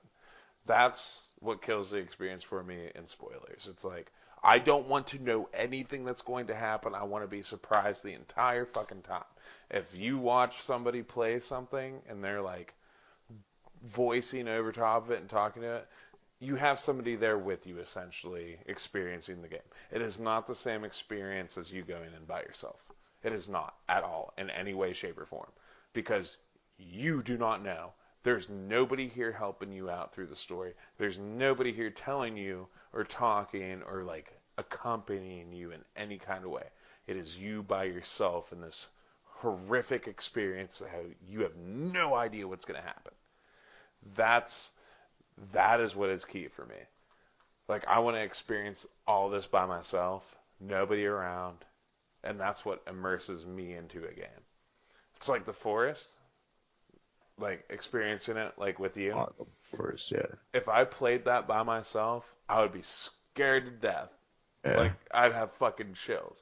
But playing it with you, it was like, oh shit, yeah, there's somebody coming after me. Run. I'm gonna run. Run to Mike so Mike can save my fucking life because he's here with me and I have somebody to talk to, so it's not as scary. But if I did it by myself, dude, I wouldn't know what to do. And I'd be more determined to try and figure out how to beat this situation. Yeah. And that's how I was at like the beginning of Elden Ring. Like, Yeah, but you having to stay next to be like a child. oh, I was a child. Wasn't something that you were fucking very keen on, and we just kind of randomly drifted apart anyway. And Well, a lot of times you didn't know where I was when you seen cannibals. oh no, I Like knew you where you told were. me I just that I couldn't found get you. to you. Well, no, like, was it one time we were chopping down trees and like we were on different sides of the field or whatever, and they came on you, and it was like you were like, "Oh shit, where are you?" Like, I'm over here. I'll come to you. Just live. Yeah, I just remember seeing you, and I was like, I'm gonna run to this guy, and by that time they already killed me. And I was like I get that kind of experience you're talking about, but like being alone in a story or like a setting is like a totally different experience. It's like eerie almost, you know? It's like I'm all by myself. I can only depend on myself. See, like, my counterpoint to your points you've been making is Soma. I played Soma. I don't know what Soma I is. Was it Rich brought it up? It's made by the same people who made Amnesia. Oh, okay. I hated every single second of Soma when I played it. When I watched other people play it, I loved it. Yeah, because like what was it? You couldn't figure it out, or It's like basically a walking sim. Like I don't like Amnesia either. Like I just hate those style of games. I so I hate games that make you more crippled than you would be in normal. It's like for some reason I would rather you be able to pick up a pipe and beat the monsters and it not do anything and then just murk you like normal than I would be with you can't do anything but run away from this thing. so you hate like real kind of simulation. Well, no, that's not real. Like I could Well, at least punch something even if like people punch Jason, but he still fucking hacks them in well, half. I'm just gonna like I'm just gonna ask you this question. So like, say some sort of demon popped out right outside your house right now, Yeah. and it just fucking straight blew open your door. What's your first reaction? Go get my well, No, never you're mind. not gonna go get anything. You're gonna look at it and get freaked out and fucking run. That's what those simulations are about. Because, like, most people are not going to do anything. They're going to fucking run or fucking stiffen up and be, like, paralyzed in fear. I got a knife right here. Yeah, but it's like a demon. You're going to look at it and be like, even if I do anything, it's over. It's over. Demons are pretty gay, and like I'm just my using that as first an example, response though. to a fruit is like I'm gonna peel that and eat it, so I'll grab my knife. It's like if a murderer kicked down your door with a shotgun right now in front of your face, what are you going to do? Try to dive out of the way. You're just going to run. Exactly. You're going to evade and run. You have nothing that can counter that. You Yeah, but can't. if I had a Yeah, gun, if you or had if a gun. I was close enough to my door where I could have anything, I could grab them or something. Like you're gonna be like in straight fear. That's like the simulation that the game is trying to put on like most people. And like 99% of people are either going to freeze up or run. They're not going to think like, "Oh, my gun is in the other room, but this dude's here now in front of my face." Well, I've dropped stuff and split my hand open on tables, so Yeah, I like don't. I drop it and I go to grab it and like I just shove my fingers into something that is there and I know it's there because my reaction is takes over. Yeah, no, I get what you're saying, but that's like a dude with a gun who all he has to do is just point and boom. Yeah. Like Yeah, but, your mind is going to tell you all of this in a split second. So what's the immediate reaction? Run to the safest place or run to your gun. You have two choices. yeah. And the other one is probably not the safest part. You should probably just get the fuck out of there. It's like an adrenaline thing. Like your mind will like do Well, different things to you. I was an adrenaline junkie for like a long time. That's Yeah, why I but that's love not roller the coasters so much. yeah, that's not the same thing as your life being threatened at a Well, single that's why point. I said the earlier thing about me dropping stuff. Like my reflex to grab it overrid my reflex that there's a object in the way, and I've shoved my hand through things and messed my hand up. So Yeah, it's not like the same thing though. It's not because it's like, dude, you're no, either I'm gonna saying that die or you're not gonna make it out. there's a disconnection from my thought to my reflex. My reflex Oh happens no, I've before I dropped shit and think. kicked it straight right back up into my hand or kicked it out of the fucking air so it wouldn't break on the ground. Yeah, I'm not talking about that. I'm talking about like physically injuring yourself because there is an object in the way, but your reflex to grab the thing overrid that and you hurt yourself. Yeah, but what are you reaching your hand through whenever somebody busts through your door with a gun? Well, that's what I'm saying. I'm fucking like You're booking like it out those of there. I'm like those sheep in fucking Elden Ring, dude. Fucking rolling. I don't know about all that. Fucking but ducking and rolling. but that's what I'm saying. It's like they're trying to simulate like these 99% of like people that are going to play this. Like what would Well, you I do? just I just think it's boring. I don't play a I video mean, I game get what you're to saying be because it's like the bored. same thing over and over and over again because like so many games do that kind Well, of the thing. only things you do are interact with objects and run or walk. I just find those games so completely boring, and Is I've it no just like a interest in. really linear thing? No, it's not linear. I It's never played Soma, that's why I'm asking. I'm pretty sure Soma is about the same as Amnesia. I don't I know. think Soma's newer, so it's probably just more refined version with a different setting. It's like Until Dawn, you have like it's linear, but you have multiple paths you can take to make Yeah, decisions to do this and that. I've always liked that ever since Fable, like making decisions.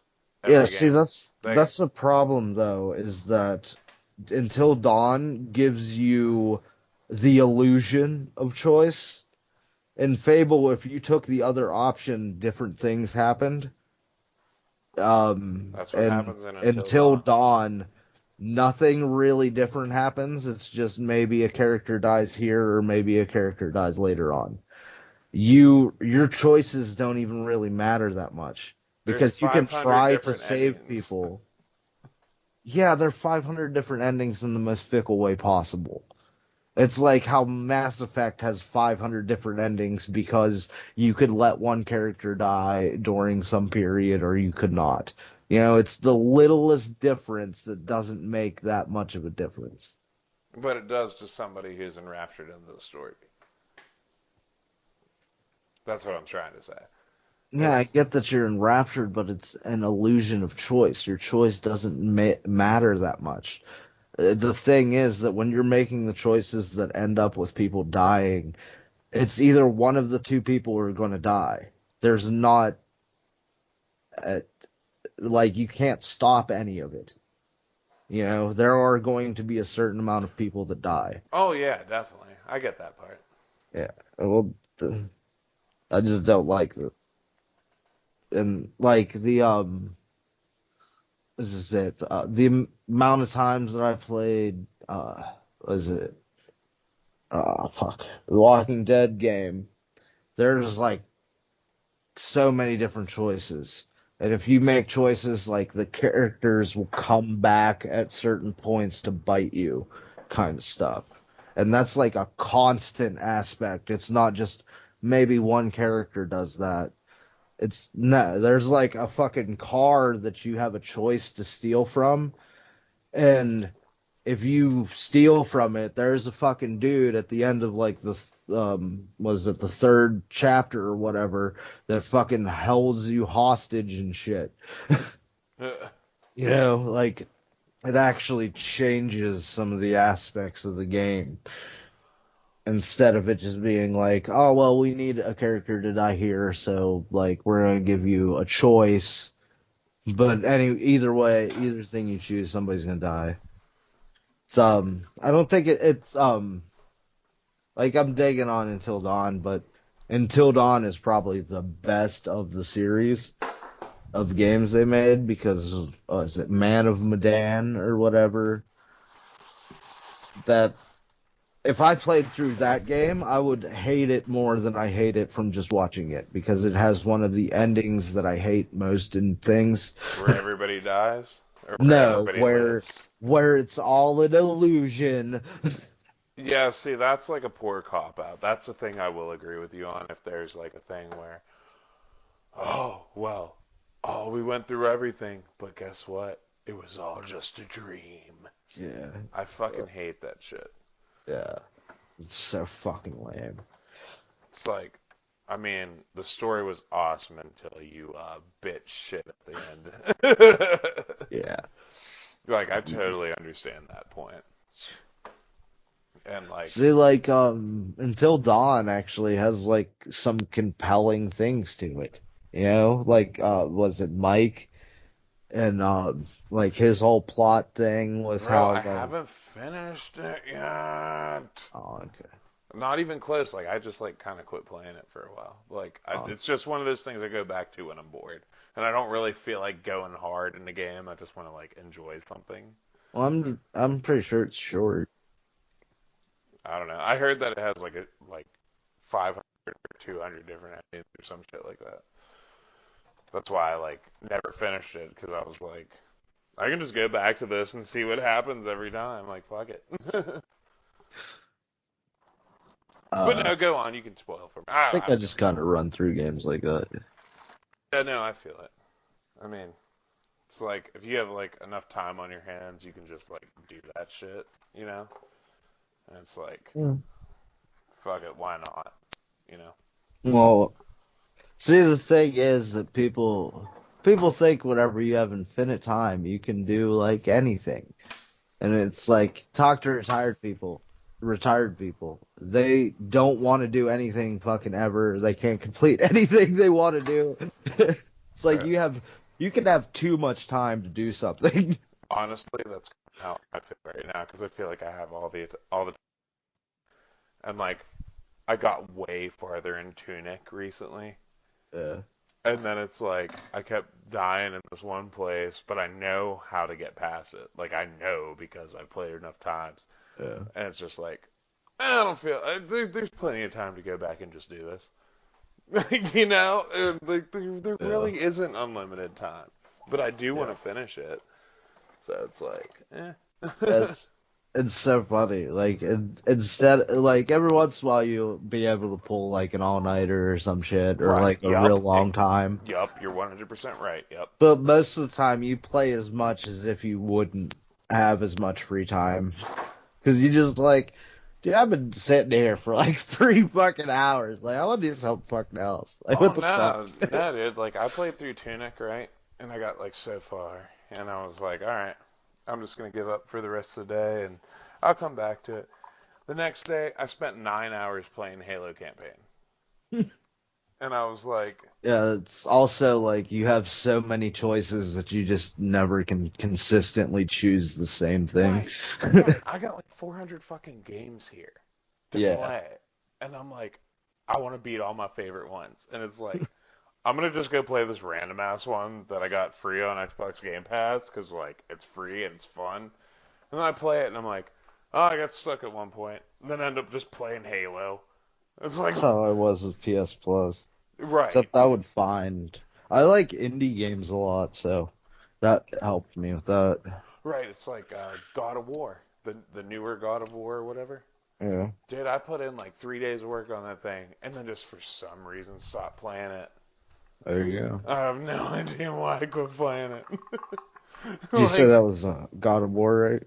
yeah, and it's such a great game, but I just stopped playing it for some reason.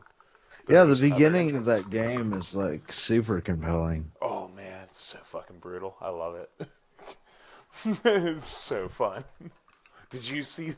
Did you see the mods for it? No, I bet they're ridiculous. They made Homer Simpson Kratos, and Nice. like the teacher, what's his name, Mister What, with the mustache. He's the Uh, fucking dude that you fight at the beginning.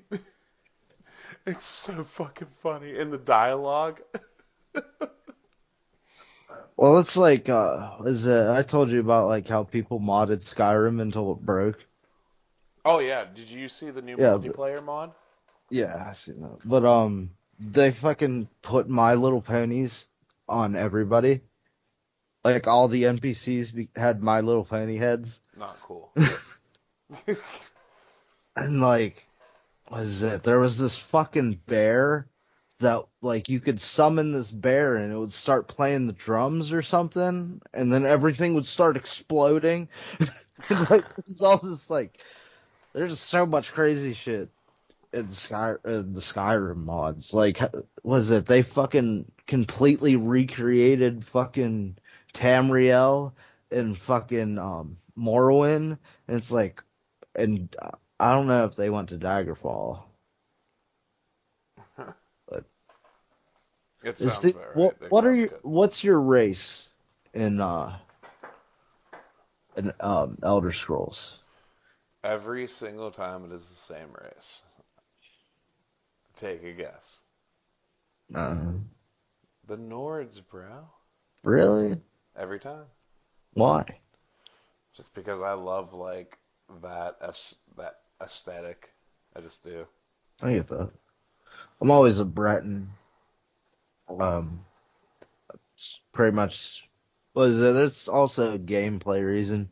They have the most magic resistance, and how they're like uh, crossbreeds between the elves and the humans because they were humans were enslaved. Some humans were enslaved on Somerset Isle to the high elves, and they would rape them, and the Bretons are the result of the rape, of the slave rape. Yeah, that's like a thing you've always had in fantasy shit is like that dark angle. Every time, I swear to you. Oh yeah, I guess. Nah, Warhammer 40K. What am I gonna like? Nurgle? Why? Pestilence. 40K is a different beast entirely. There But it's is still not the dark one. angle. No, because there's not one faction that does not have a dark angle to it. Act like you know. I do know. I'm The joking. I'm fucking joking. the heroes of 40K, if you want to call them that, are the Space Marines, which is the Imperium of Man, which is a fucking like fascistic fucking dictatorship of the fucking world. The Like, dark side. well, it's not really fascistic because fascism wouldn't work in a galaxy-wide fucking thing. Like, You if don't your know. if your Act like you planet know. if your planet's worthless to the Imperium, they kind of don't really give a fuck unless there's demons. If there's demons, they will declare exterminatus on your fucking ass and bombard the planet until no organic matter can exist. I think you know. Those are the fucking heroes. Okay? 40K is dark as shit. And fucking Nurgle is the god of joy and rot and decay. Yeah, see, those two don't really like go together. Well, see, the thing is that Nurgle spreads his gifts of pestilence. Yeah, so you can be free Followers, of life and no, the followers of Nurgle are immune to pain. because they're fucking full of pustules and Yeah, fucking ass. yeah, they're infected It's with like a shit. parasite. It's like saying Halo's flood is like the Nurgle. Well, if you could semi keep your consciousness, but I you're mean, immortal and nothing really hurts. And you have all of the diseases already, so you're not going to get sick. see, I feel like you just picked your army based on the fact that they just fucking can't take any. They can just take everything, and that's it. Yeah, that's usually what I tend to in things. I like tough shit, and Gross. Nurgle's units are the toughest in the game. Usually, well, they're a tougher army compared. Yeah, when you made me play as your fucking space marines while you were your fucking Nurgle shit, like I couldn't do anything to you. You're like, your bullets passed through me. Yeah. Well, that was the old rules. They changed those. Oh, did they? Yeah. Hmm. What is it now?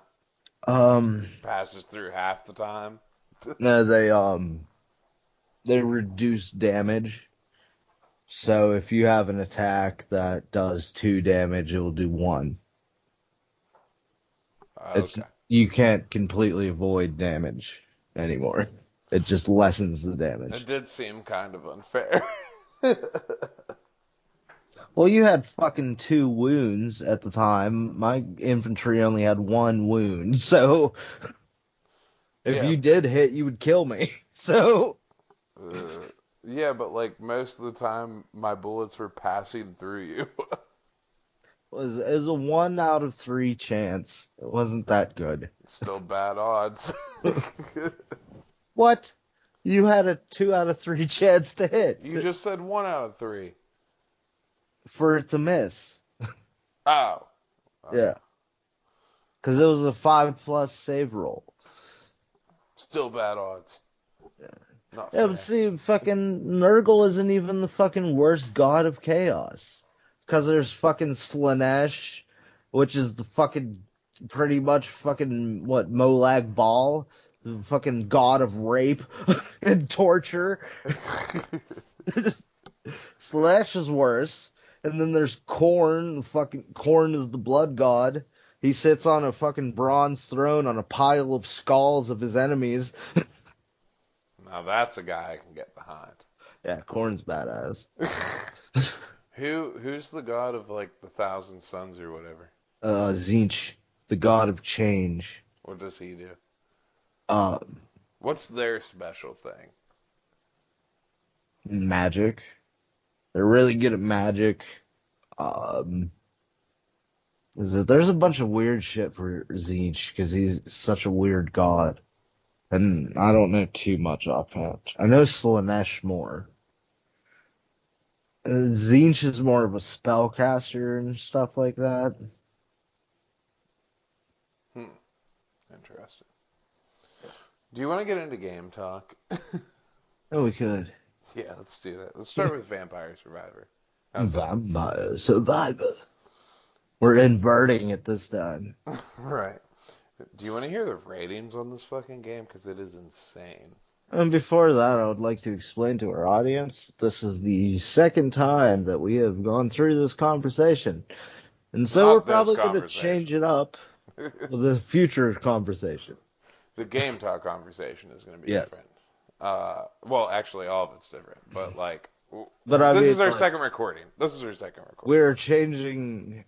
The last time we approached it the other way. Vampire Survivors. Steam gave it a 10 out of a 10. Yeah. This PawnCoolItch.io, whatever, gave it a 4.9 out of 5. IGN gave it a 7 out of 10. IGN? Fuck IGN. I Yeah, already hate them. exactly. Yeah, exactly. They know that fuck them. They don't know anything. The amount of joy that you will achieve from this game far surpasses the $3 you're gonna pay for it. Right. He's not wrong.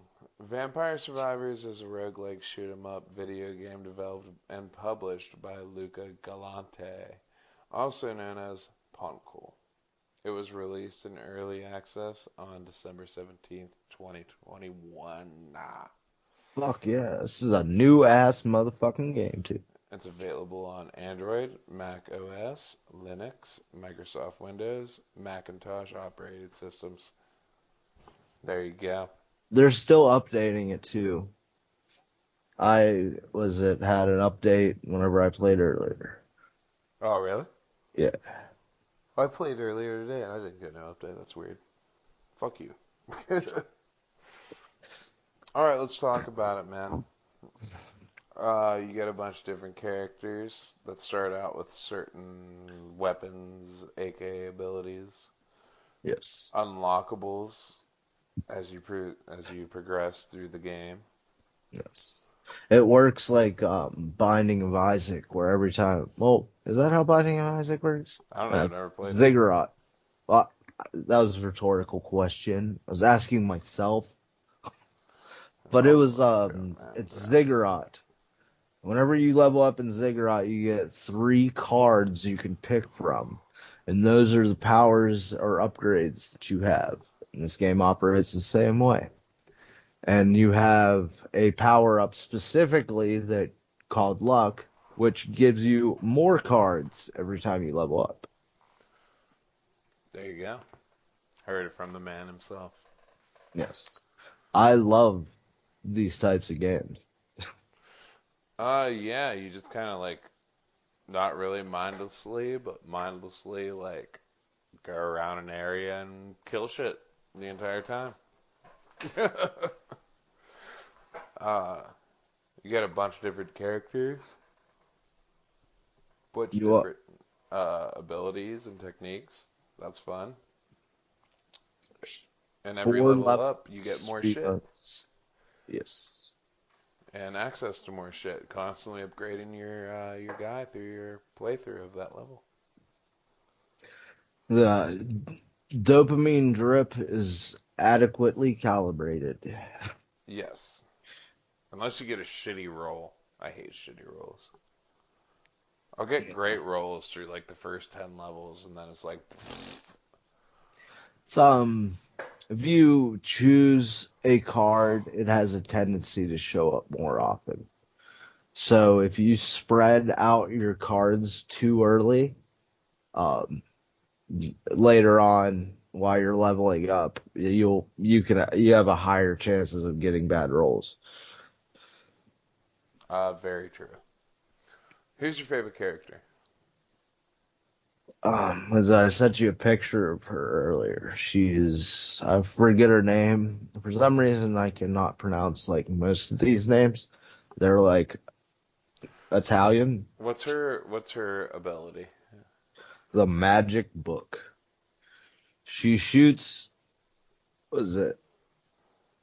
What's that? Vertical. She shoots a vertical beam of like stars or Is it glitter. like the little diamond thing? I don't know if you had it. I think she's in one of the coffins. Is it a diamond thing that she shoots out? The thing that pierces through enemies?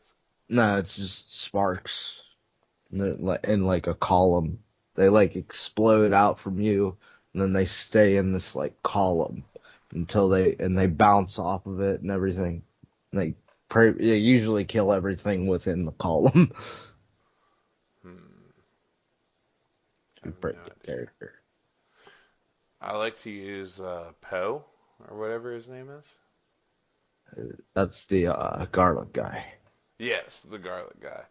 He has a force field of garlic that like it's just basically like a giant circle that surrounds you that hurts enemies. I think it's like your safest bet usually. Are you talking about Imelda? She's like the second character on the list. Uh, It's like a blue flame thing. I would have to look at the, no. No? Is that like the magic wand? I think so, yes. I like that. It's really good when you upgrade it all the way See, and evolve it. I have three characters not unlocked. It says it's Porta, Ramba, and Mortacchio. Are you checking this like right now? Yes, I'm playing the game right now. Let's, see what is it? I think I unlocked like all the characters at one point, but they added more. Um, I don't like Arca with the flames. It does heavy damage, but it's like not fast enough, The and you can't flame control wand. it. You can't control it. Yeah. Yeah, the thing with the flame wand is that the flame wand and the regular magic wand like fucking go together so fucking well. They're Really? so good, yeah, because the magic wand, since it has a low cooldown rate, it compensates for the high cooldown rate of the fire rod. So you can like, which is from Zelda. I don't know if that's actually what it's called, but you can kind of like kite everybody with it and make it work out pretty well. See, I like shit that like surrounds me. Like the best The bugs. offense is a good defense kind of thing. Like lightning bolts, books, um, Poe using his garlic and shit like that. Bad thing is, later on in your games, um, once the enemies get too strong, it kind of sucks. Mhm. And that there's always like an upside to a downside and shit like that. Yeah, you have to um, adequately allocate your levels. So what's in the coffins? Is that just like different characters or The character I was talking about was Poppy. Poppy? Yeah, I don't have that character yet. Yeah, she's fucking badass. I used to use Celica or Celic, whatever her name was, where she, The water. yeah, like the magic water shit. It would drop so often it was like just crushing everybody. Once you combined it with certain things, it would just decimate. But like with Poe, I got to like almost level 50. And that's as high as I made it. I've only made it to like level 3 of this game. Poe was the first character I was good with. Really? Until I was that you gain gold and stuff, and you can have upgrades in the main menu that increase like just your overall game. Yeah, I only recently discovered This that. is probably why your shit's been so slow. Yes. Did you ever use Ramba? Which one's Ramba? The dead crippled dude with the cane. He shoots wagons. Yeah, I haven't unlocked him yet, but he shows up on my screen as a character. See, mine just have what I have. It doesn't show me anything I'm missing. Because Oh, I think really? I'm missing a few. Yeah. The demon dude, Karat Croce. He was the one that I fucking like beat the game with. You 'Cause he beat the starts game? out with the. Oh, I beat all the levels and have all the bonus levels. I can't find the fucking last coffin. It's like off the fucking map. So I don't know what the fuck to do with that. Huh. Interesting. I don't even understand how you get new levels in this game. Like, I've been stuck in the dairy place forever. It should point out a place for you to go. Like a green place? Yeah. Yeah, it doesn't. It did that for a while, and then I got it, and then it never gave me another one, which I'm confused about. So what? How many characters? Okay, I named two characters that you don't have that you know you don't have. What about Giovanna? Giov She's Gennaro or Giovanna? Giovanna, maybe. She rides a broom and shoots cats out. Nope, don't got that one. How about O Soul? Nope, He's a dog. nope. Um, I have Cavallo. no. I It's a have panda. no. I have Antonio, Imelda, Pasqualina, Gennaro, Arca, Poe, Clarice, and then the blacked out characters are Porta, Ramba, and Mortasio, Okay. and nothing else. See, mine diverges at, was it Arca? I have Arca, Porta, Lima, which that sounds Latin to me. It might just be, maybe it's Llama. Oh. No, it's Lama. I don't think that's, is it? No, that can't be Lima. But then Poe and Sirius, this water dude, um, Dom Mario. He's got the Bible thing, and then Croce, which is a demon that has the cross. Christine, which is I don't know how to describe how she looks. She has the pentagram.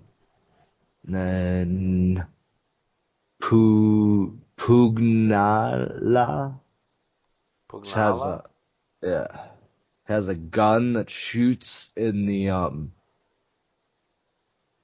shit. What's the opposite? What are the non-cardinal directions called? Northeast, what? No, Southwest? those are the cardinal directions. I'm talking like yeah, northeast, Yeah, northwest, southwest, southeast. yeah. It shoots like that. Diagonal. Fuck Christ.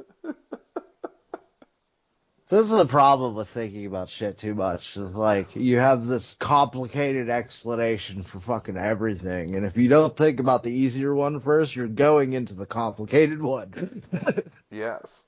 With Giovanna, which is the cat chick, and Poppy, which is the magic book chick, Mordecaro, which is a skeleton dude that shoots out bones that bounce off of enemies and then hit other enemies.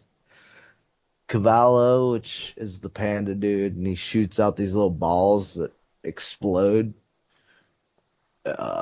Rama, the cart dude. Osol, the dog, that whenever he runs, he shoots flowers out of his backside. What? Yeah. This game gets right. So how do you get to a new level? Like just follow the green arrow? Is that all it is? So, yeah, that's all I remember doing. See, I did that on this dairy place, the third level, and it did not give me an option for a new level. Did you click on the unlocks? Shut up. No, I didn't. Hold on. Let me go back to this because I closed it, but I'm gonna find out. Well, was it to unlock the Mad Forest? You need, or the second level, which is the library or whatever. You need to reach level 20 in the Mad Forest. To get the third level, you need to reach level 40 in the previous level. To reach the last level, you need to get to level 60 in Dairy Plant. Is that really how it is? I looked at that earlier Yeah. and was wondering. Okay, so that's why I never made it to level 60. Okay. Huh. A lot more simple than I thought, but it doesn't tell you. Well, you just gotta look in the unlocks. And whenever we were started to originally play this game, our coverage of it has been slightly delayed. Um, there were 69 unlockables. There are now 120. So yeah, this game is actively being updated still. So And I mean, I encourage anyone to play this game. It's simple, but it's not. It's pretty yeah, fun. It's fun, so that's especially like really satisfactory. So I have that game. yeah, I know. I was wondering if you were gonna follow up with that. It's pretty Oh, I satisfying, love puns. right? It's pretty satisfying when you're weaving through enemies and you actually make it out. Yeah. It's nice. It's weird because it's hard to explain adequately how entertaining this game is. Right. Like it looks so simple. Like I think I first heard of it from Ambiguous Amphibian, which I've brought him up a lot because he's my go-to for fucking like indie games and like is it more like base buildy types of games and stuff, and for some reason he's playing this game, and it's weird because I found it there, but I've been watching like fucking random internet drama streams and fucking random shit like that my fucking weirdo fucking internet fucking life fucking brings me, and it's like I have heard this game talked about in like all of those fucking spheres, you Yeah, know? there's a guy in my tabletop game that we've been playing online with. Well, Yeah. that I've been playing online with, and he even said he played this game. Yeah. Um, yeah, it's so easy to like mindlessly just like straight play this game, Yeah. and you get It's lost into it. addictive. Yeah, Yeah. yeah, exactly. It's really fun. Highly recommend. Yeah. I'm not great at it, obviously, I guess, because I didn't realize a lot of certain things. But Uh, definitely have fun with it. Like, because these, you can go on in a level forever as long as you survive. well, 30 minutes. See, again, I don't know a lot. What happens after 30 minutes? The Grim Reaper fucking comes out of nowhere and murks your fucking ass. You can't stop him? No. You'll know. Act like you know. Fucking, was it that demon dude I was talking about? Besides him starting off with the cross, he starts off with revive. And whenever you die, you can just come right back to life. And I fucking got to the 30 minutes and had like 5 revives. And the Grim Reaper just fucking sits on top of you like a fucking chicken on an egg and fucking rapes the shit out of you. Yeah, that's another thing as you progress, like time-wise. Um, More and more, like, bigger and stronger enemies will come after you. Yeah, it's based off of time too. So if you run, enemies will spawn corresponding with the time. So good strategy that I always use is you try to stay within like the screen. Like, as you go off screen, the screen will move and expose more of the map.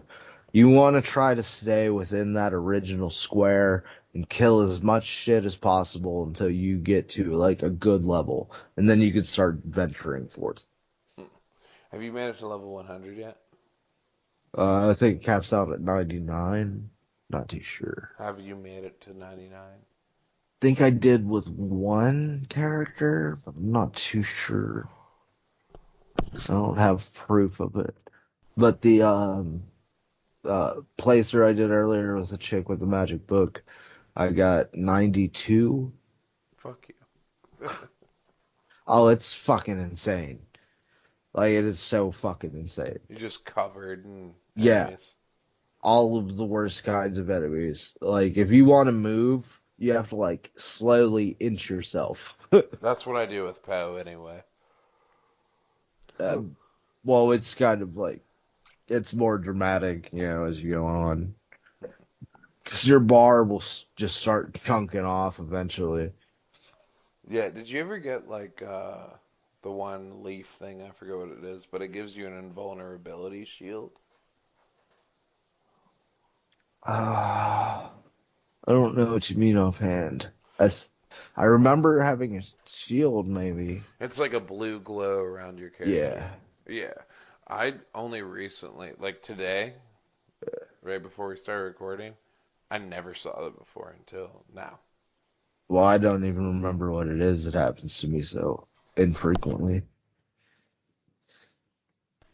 Yeah, I don't know. I just never saw it before. I forget what the thing's called. It just looks like a little weed as like the icon that you can pick. Yeah, see, the only thing I can think of is the spinach, but spinach gives you, Strength.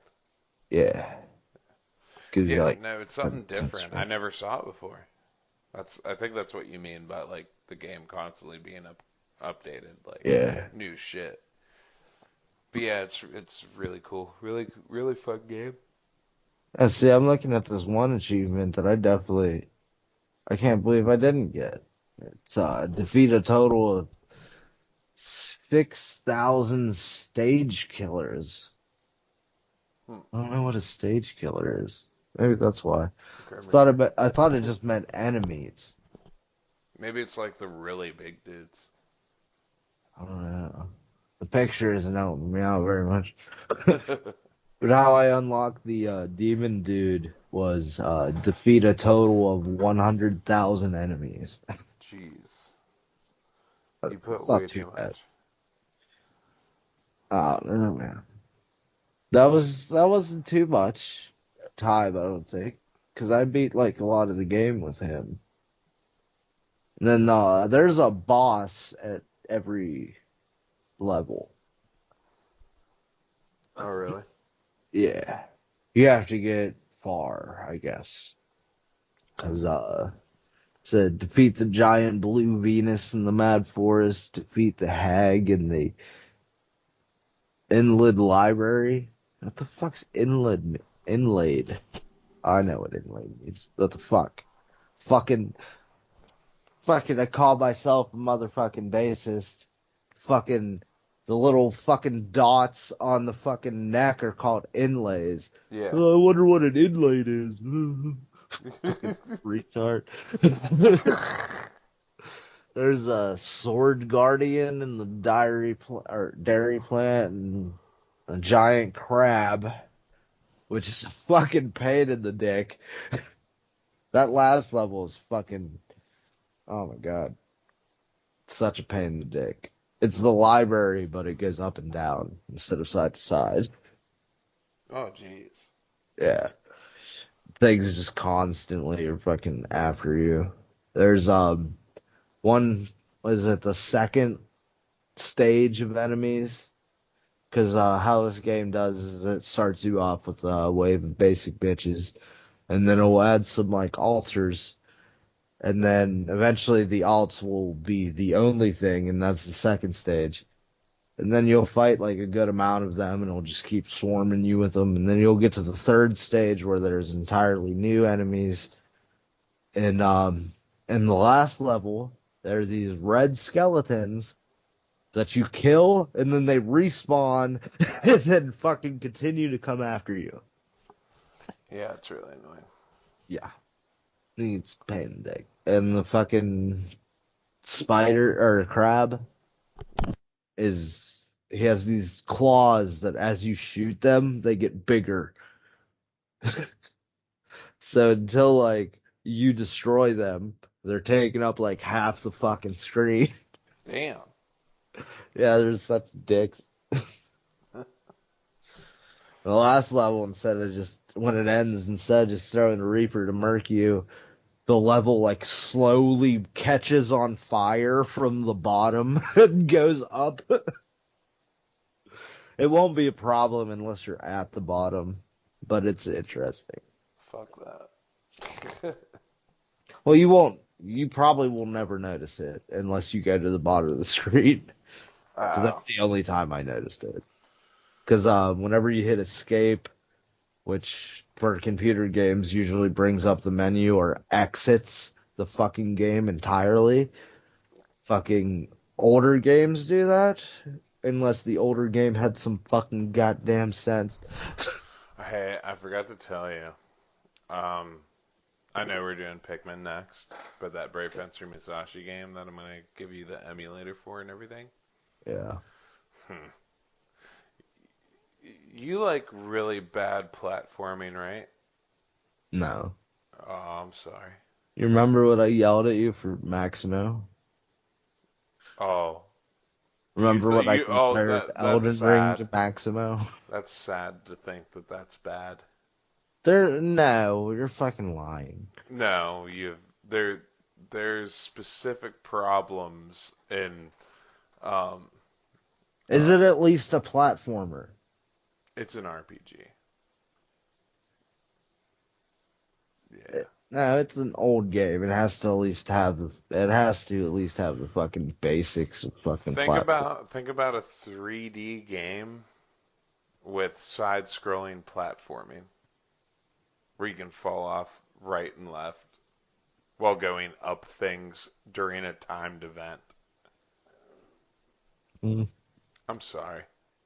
It just still doesn't sound as bad as fucking Maximo and Elden Ring. Oh no, that shit's excellent compared to this. No, you're lying. You want to bet?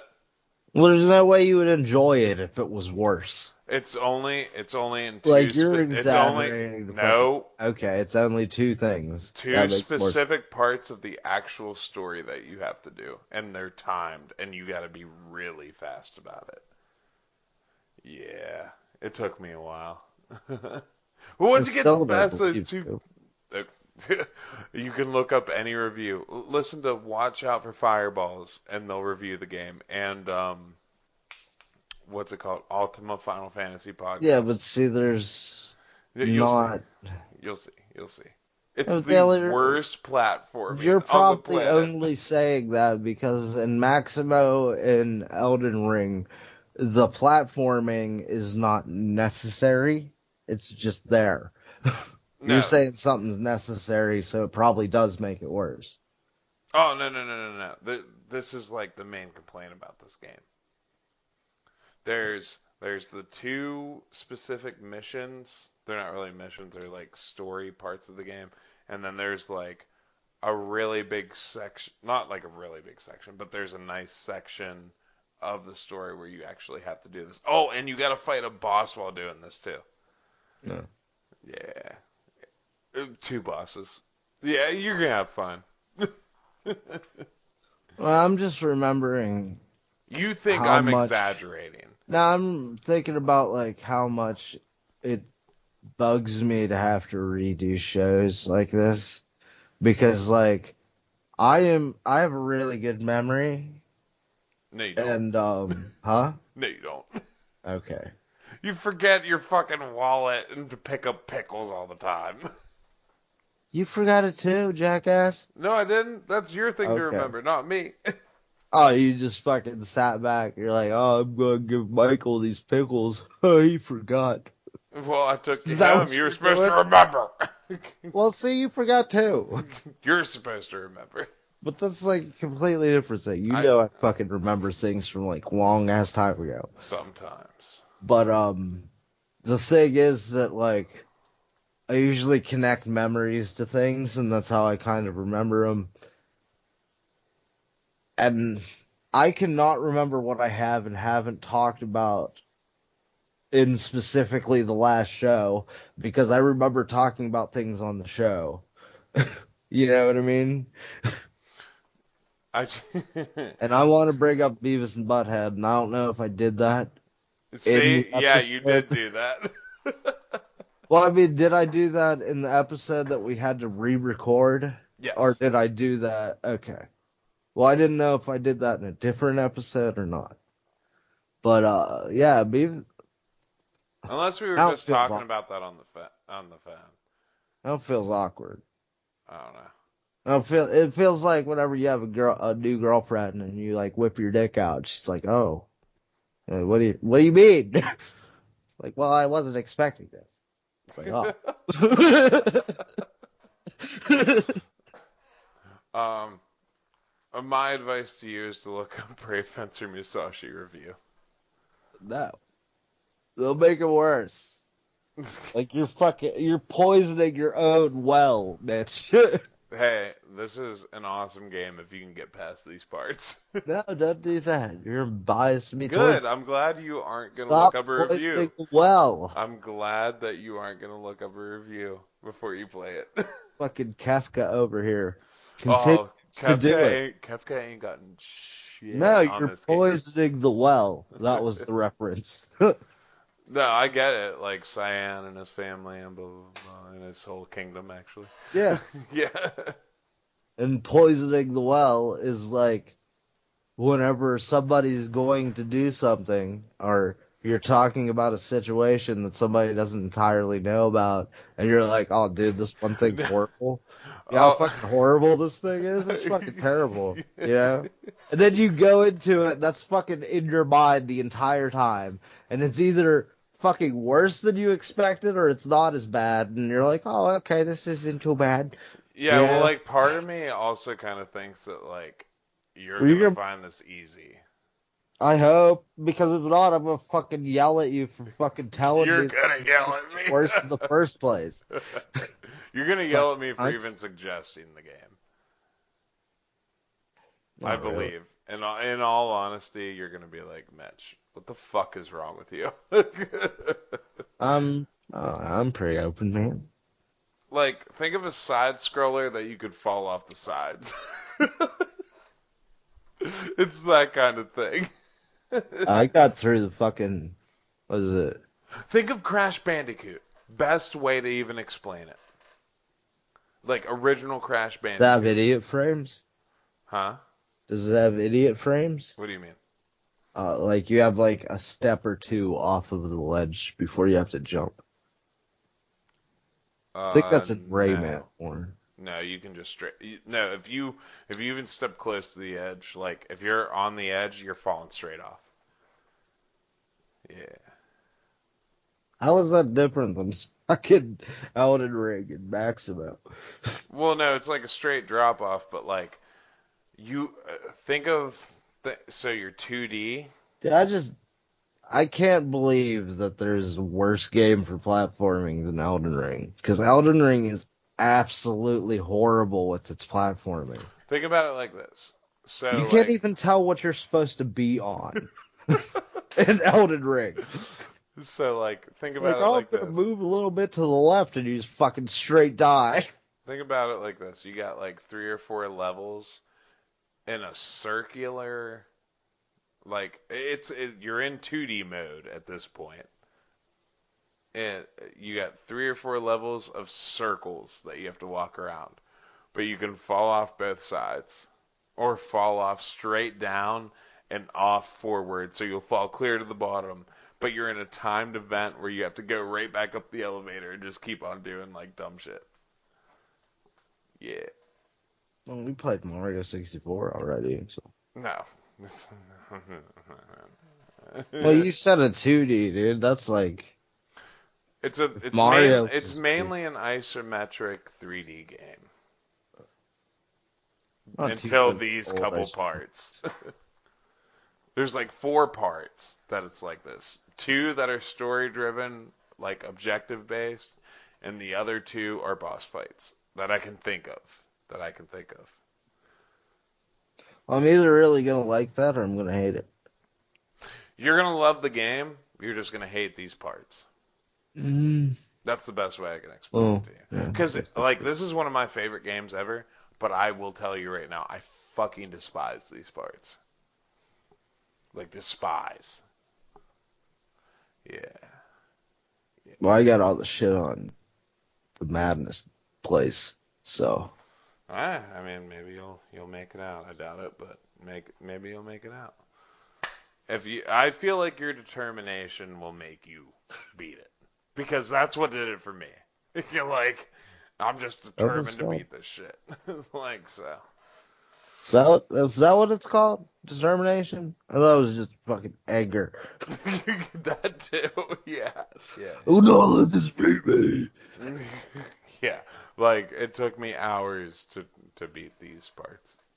Maybe not, by hours I mean like 2 to 3, and they're in 15-minute increments. So it's just like the third time masturbating in a day. I mean, I get through to at least 5 or 6 times, but I mean, you do See, you, dog. 3 is like my Wednesday. Because it's. All right, you The want to jump fourth into? one is smoother, and then the fucking Friday, dude, I just 5. I go to town afterwards. Fucking, I already got 5. I'm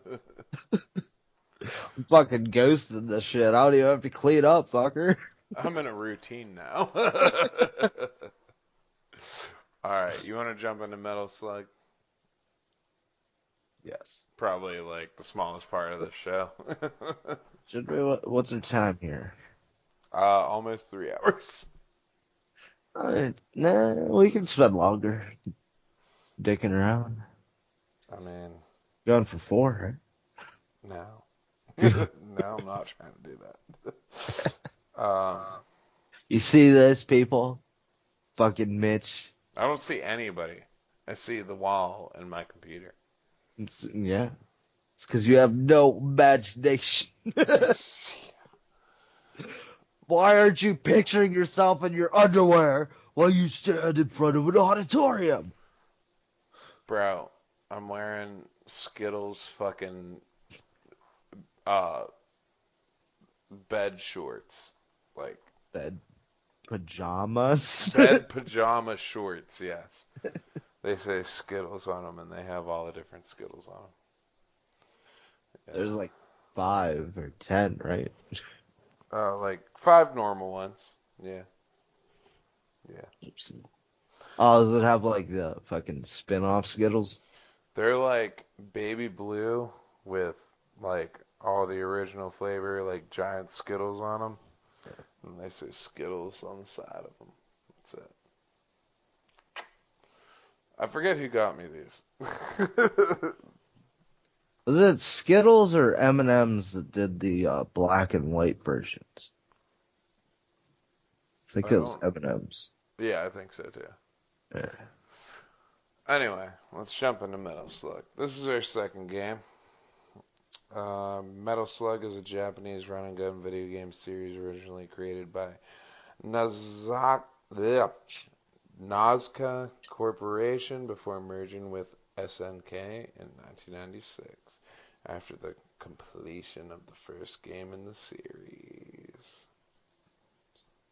So yeah, After? What? What? yeah, after the completion. Of the first game? Yeah. That So we're didn't gonna make last it the very long second under game? its original administrator, yeah. Oh. um, for how early this game was released, looks very fucking good. Timeless fucking graphics. Yes. They might have just now started to age. Like, only based off the color palette. I don't even think that, man. I just think it looks great still. There's a lot of grays and blacks and browns in it. Well, I don't know what you. I played it on the Switch. They put them out for the Switch, so they probably updated it. Mm. But it's like, oh, Probably, yeah. so nice, so nice. It's a run and gun. You go around shooting shit. You can jump into tanks and then have tank controls, which are weird. Uh, Still very Tanks easy to are control. badass. Like, What? can't they, like, duck? Yeah, you can Yeah. extend yourself. It's weird. It's weird. You shoot shit. You fucking free prisoners. Yeah, man. This is probably not going to be the best review of this game, but like, I'm just gonna say it's fucking awesome. You got to experience it for yourself. If you, was it Contra's like a adequate kind of example of what this game is? Yeah, It's a little more stylized whenever you shoot the soldiers. There's like this fucking arc of spit that comes out of their mouth, and they're like, "Ugh!" Yeah, fucking love it. You get unlimited continues if you want. Yes. So you can just run through this game. I think I beat it in like 12 minutes. It was like my highest thing. Just run through it. You get weapon upgrades constantly. Yeah. Rockets, shotguns, fucking machine guns, pistols. You get extra points for freeing like prisoners of war and shit. And they're all the same fucking sprite. They're all I'll like give you these power bearded ups. fucking idiots. Bearded, naked dudes that are like dancing around all the time. Yeah.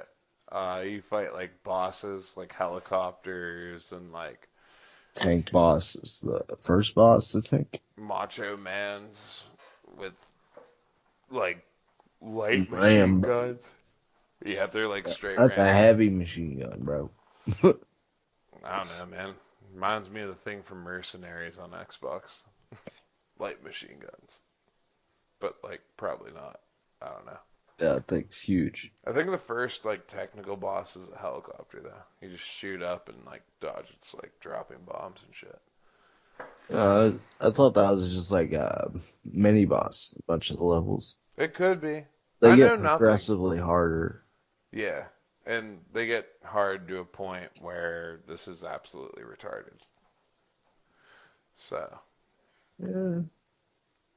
Is that like, how many times did you die fighting Rambo with his shirt off in the snow place? I don't think very much. I died 4 times trying to fucking kill that guy. See, my thing was it wouldn't let me use well, it did let me use the controller, but my controller didn't like connect entirely. So it would, what is it?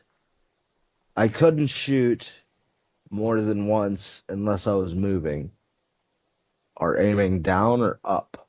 That sucks. Yeah. And whenever I would start moving, I wouldn't stop moving until I hit the opposite direction or I hit a wall. And sometimes it would be a little less than that. I could continuously shoot while I was moving, but not if I was stationary. You got fucked. Oh yeah. That it made the game so much harder. I tried to play it on keyboard. These types of games do not translate for me well on keyboard because I need like a fucking basic ass fucking NES controller to play these types of games. Right. Did you enjoy the game? Yeah. Even The even being disabled, he enjoyed the game. yeah. Except for there's a boss that climbs this pillar thing. Oh my And god. it reminds me of these Lego robots that I used to watch people build that climbed up poles. It was pretty cool. But not in this context. Especially not with my fucking disability. And I was the robot? You can get a robot suit. She got the same little rotating arms as all the tanks and whatnot. But it has a special where what normally throws your grenades if you're unmounted. And it has the robot has the penis and just squats and shoots bullets out of its penis. I love it. That helped a lot for that boss that was climbing up the fucking thing because I was fucked with that. Like, it was like, okay, I can stay stationary for here, but like, the boss is fucking programmed for somebody that doesn't have the fucking weird handicap that I did. So, I had this, like, fucking squat, do a few shots, and then fucking dodge while it either jumped up or shot electricity at you. So that was painful shit for me. How'd you That's like that train boss? I don't remember it being too bad. I hated it so fucking much, dude. I remember the train. I always like train missions like that. Makes me think of is it Lost Planet 2? Mm. There's a train mission where you have a bunch of bandits or whatever have this train that's like I think it's on like 2 tracks because of how big it is. Because it has a big gun on the front. That's to deal with the like Cat G's, which are just pretty much Godzillas. And while you're trying to get this train, after you finally acquire the train and take it over from the bandits, you get attacked by this giant fucking worm thing. I think it's called Red Eyes or something. You know what's crazy? What? On VR for PlayStation, they have a Lost Planet. Which one? I don't know. I forget. It's been forever since I've seen it. Like, mainly the only main VR game I played was like, well, I played two. I played Beat Saber and fucking Doom VFR. But See, the first two games, Lost Planet games, are third-person shooters where you're fighting enemies that look like the bugs from fucking Starship Troopers. And I love Starship Troopers. I don't I even have know what no that idea is, my how. guy.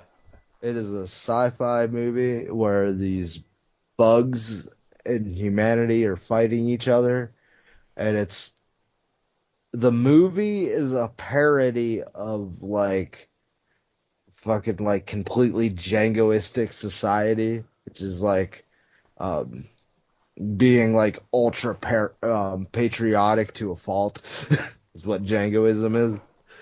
And like there's like all this joke propaganda through it and stuff. But the book's like completely different. Like the person that read it like read the book in a really weird way and like interpreted it their own way and were like, "Oh, this is basically Can you hear me? fascist." Yeah. Yeah, a stink bug just flew into my rum and coke, and now I'm extremely angry. Go on with your story. I just thought I'd mention that. It's just gonna be a little bitter. Nope, threw that shit the fuck out, and that was the last bit I had. Your story, sorry. Um, was the third Lost Planet game? It kind of goes away from how the game is. You can also get in like mechs, but it's still like third person in the first two games. In the third game, they try to go with some weird like Gundam mech hybrid where the thing you're in is fucking ginormous and you're in a first person view. Complete fucking deviation from the rest of the series. Same thing with Final Fantasy. If you're not gonna give me what I want in your series, I'm not gonna fucking give you money for your game because I had specific interest in your game for specific reasons and you cut them out. So, well, fuck you. What don't you? I'm just curious. Like, what don't you like about the Final Fantasy games now? Just like real They're not time. turn-based. Oh, okay. Yeah. Like, the dodging thing is kind of Or I cool. like I like all genres of games. So I do too, but I don't play a Final Fantasy game for that. yeah, that's There's fair. That's fair. A lot of plenty people are of like other that. series that do that better, in my opinion. Right. And I'm with you honestly. Yeah. Um, what is it? You talked about the upgrades in Metal Slug. What about the debuffs? I never got hit with any debuffs that I There's remember anyway. I remember the mummies. They turn you into a mummy, and you basically just Like you do the mummy walk where your fucking arms and legs are just straight out and you're holding the gun in your hand. Yeah, I never had the mummy walk. This game is pretty stylized. Um, like I said, we had this deviation before where it was like you didn't remember that and you didn't remember the last boss that I was talking about. Which Or one? it's like a Hitler knockoff dude and he's what in a spaceship thing and then the aliens come and abduct him into their ship and then you fight this ship and then when you beat the ship a mothership comes down and eats that ship and then it's basically the same battle but a little bigger and then it shoots like more spaceships at you and then all the people that you've been fighting up until this point come up and start fighting with you and they bring a flatbed with a fucking tank on it like towards the end and shit. I remember a tank, but I don't remember all that other shit. um so we also forgot, well, maybe it was different for you, but I think it was the first boss with the tank thing that stands up on stilts and starts shooting rockets at you and shit. Oh, I remember that one. Yeah, Fuck that guy. there's a Fuck that guy. camel mount that you can get that is basically the tanks because it has the tank's turrets like mounted on the fucking side of it. I fucking love that so much. I never got that one. What the fuck? I don't know, man. Hmm. And see, because I told you the name of the game, and you're like, you said that was or wasn't the one, and everything I looked up said it was the same one. And then the pictures you showed me of your gameplay looked exactly the same. Like even the menu screens and everything looked the same. So I don't know if this was like a Did they force you to get on the camel? Yeah, on the camel. On the camel thing? no, it was just there. Yeah, see, I must have just not jumped on him. Okay. I bet you that's all it was. I think it's like it's at the beginning of the level maybe or halfway through. Forget. Hmm. But I love that fucking thing. It's so fucking funny and goofy. I just love this game. It's just fun to play. Yeah. Looks good too. Well, I can't really say that because of how my shit was working. Because it was frustrating as shit. If it wasn't for like the infinite continues, it would have been way too much. That's how I feel about it too. Because there were like bosses in this game that were, oh my god, like the end boss, the helicopter with the dude standing outside of it with the Gatling gun. Like how I long don't did think that I take you to fought kill him? that. See, my end boss is what I told you. So you had a different end boss. It was a helicopter dude with a Gatling gun. And what was yours? A fucking spaceship that got eaten by a bigger spaceship that shoots like I want to say instant death, but this is like Contra where you get hit once and you die. It just had like a big laser that shoots down, and then every once in a while it shoots out spaceships that shoot lasers at you. Yeah, that was definitely not mine. uh, Maybe there's like different things in Metal Slug. Now that's innovative right there. well, it's so old. Pretty sweet There's, though. Pretty sweet game, especially for how it looks. But like the Metal Slug games are very highly revered and like classic to a lot of people. yeah. Whenever I was in high school, people would play them all the time on browsers and shit. Yeah, it's a pretty sweet ass game. Um, Pretty like difficult actually. Like, did you at one point not use continues at all? Well, I kind of couldn't. Oh, really? Well, yeah, with my movement issues, with how the controller and shit was working, like I couldn't not move and shoot, so I died a lot because I had no other choice but to run into enemies and try to shoot them before they hit me.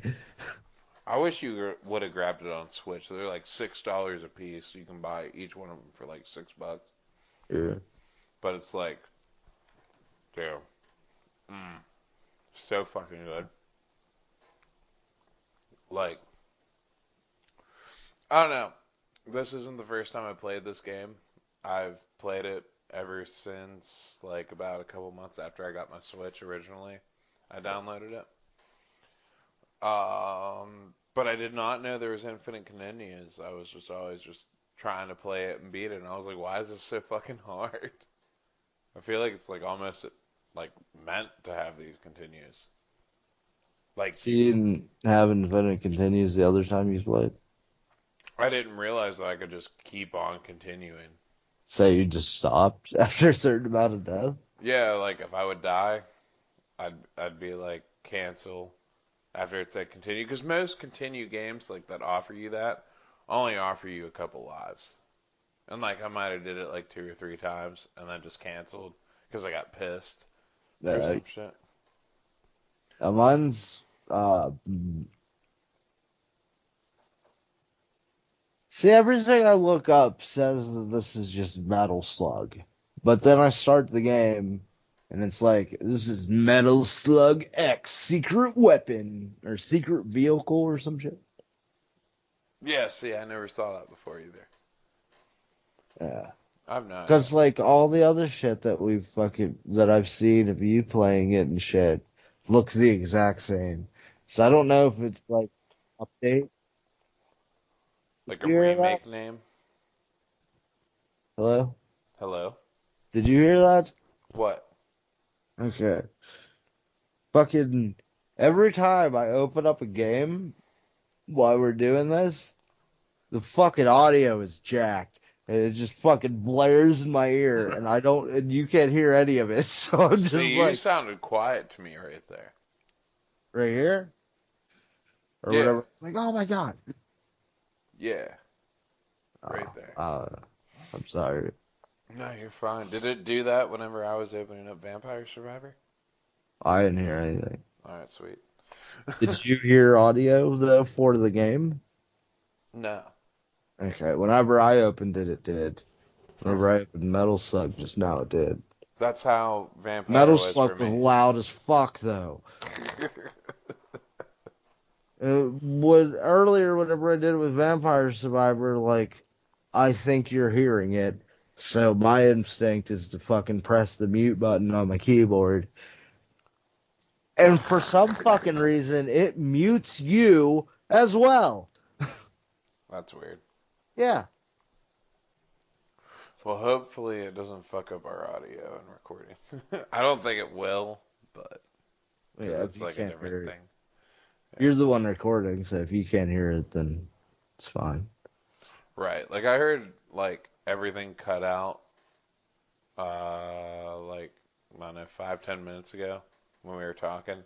But I also walked into my kitchen, so it's like who knows. You roboted for me earlier. Oh yeah, I mentioned that number. Yeah. Yeah. You have good memory Yeah. though. I don't know, man. Both of these games are great. Very simplistic games. So sorry, I had a sneeze right there. I had to mute myself. Yeah, they're like Vampire Survivors. What, $3? Yeah. Metal Slug is $6 on the Switch, and I guess you can find it free on browser. Isn't that what you did? Oh, I don't know, man. I just went on a journey into the open seas. I mean, I guess. Maybe.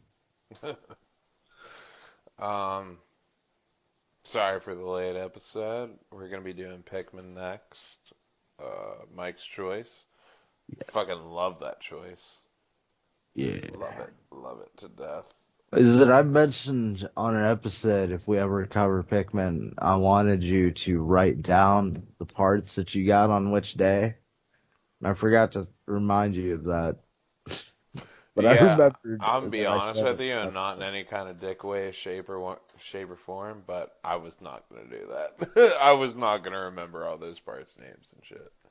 No, I just wanted you to like have a piece of paper and be like, day one, I got whatever part. Yeah, no, I didn't do that. No, well, I didn't remind you of it, so No, it's I know not what you a mean. thing. I know what you mean. I'm just saying, no. They're like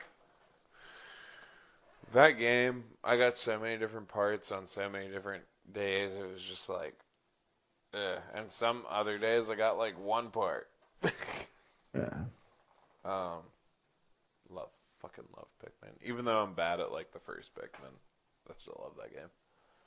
Well, the thing is that I know like most of the parts by name, so it would have just been easier for us to have a conversation about it instead of being like, oh, that one part in that one area, and then you have to go on explaining what the area is instead of you just being like, oh, this part, and then we both can jive about the area that it's in instead of you having to describe some of it to me and then me thinking Yeah, I would about rather talk about like the areas instead of the parts. You know what I mean? it. We would just base around the parts, though.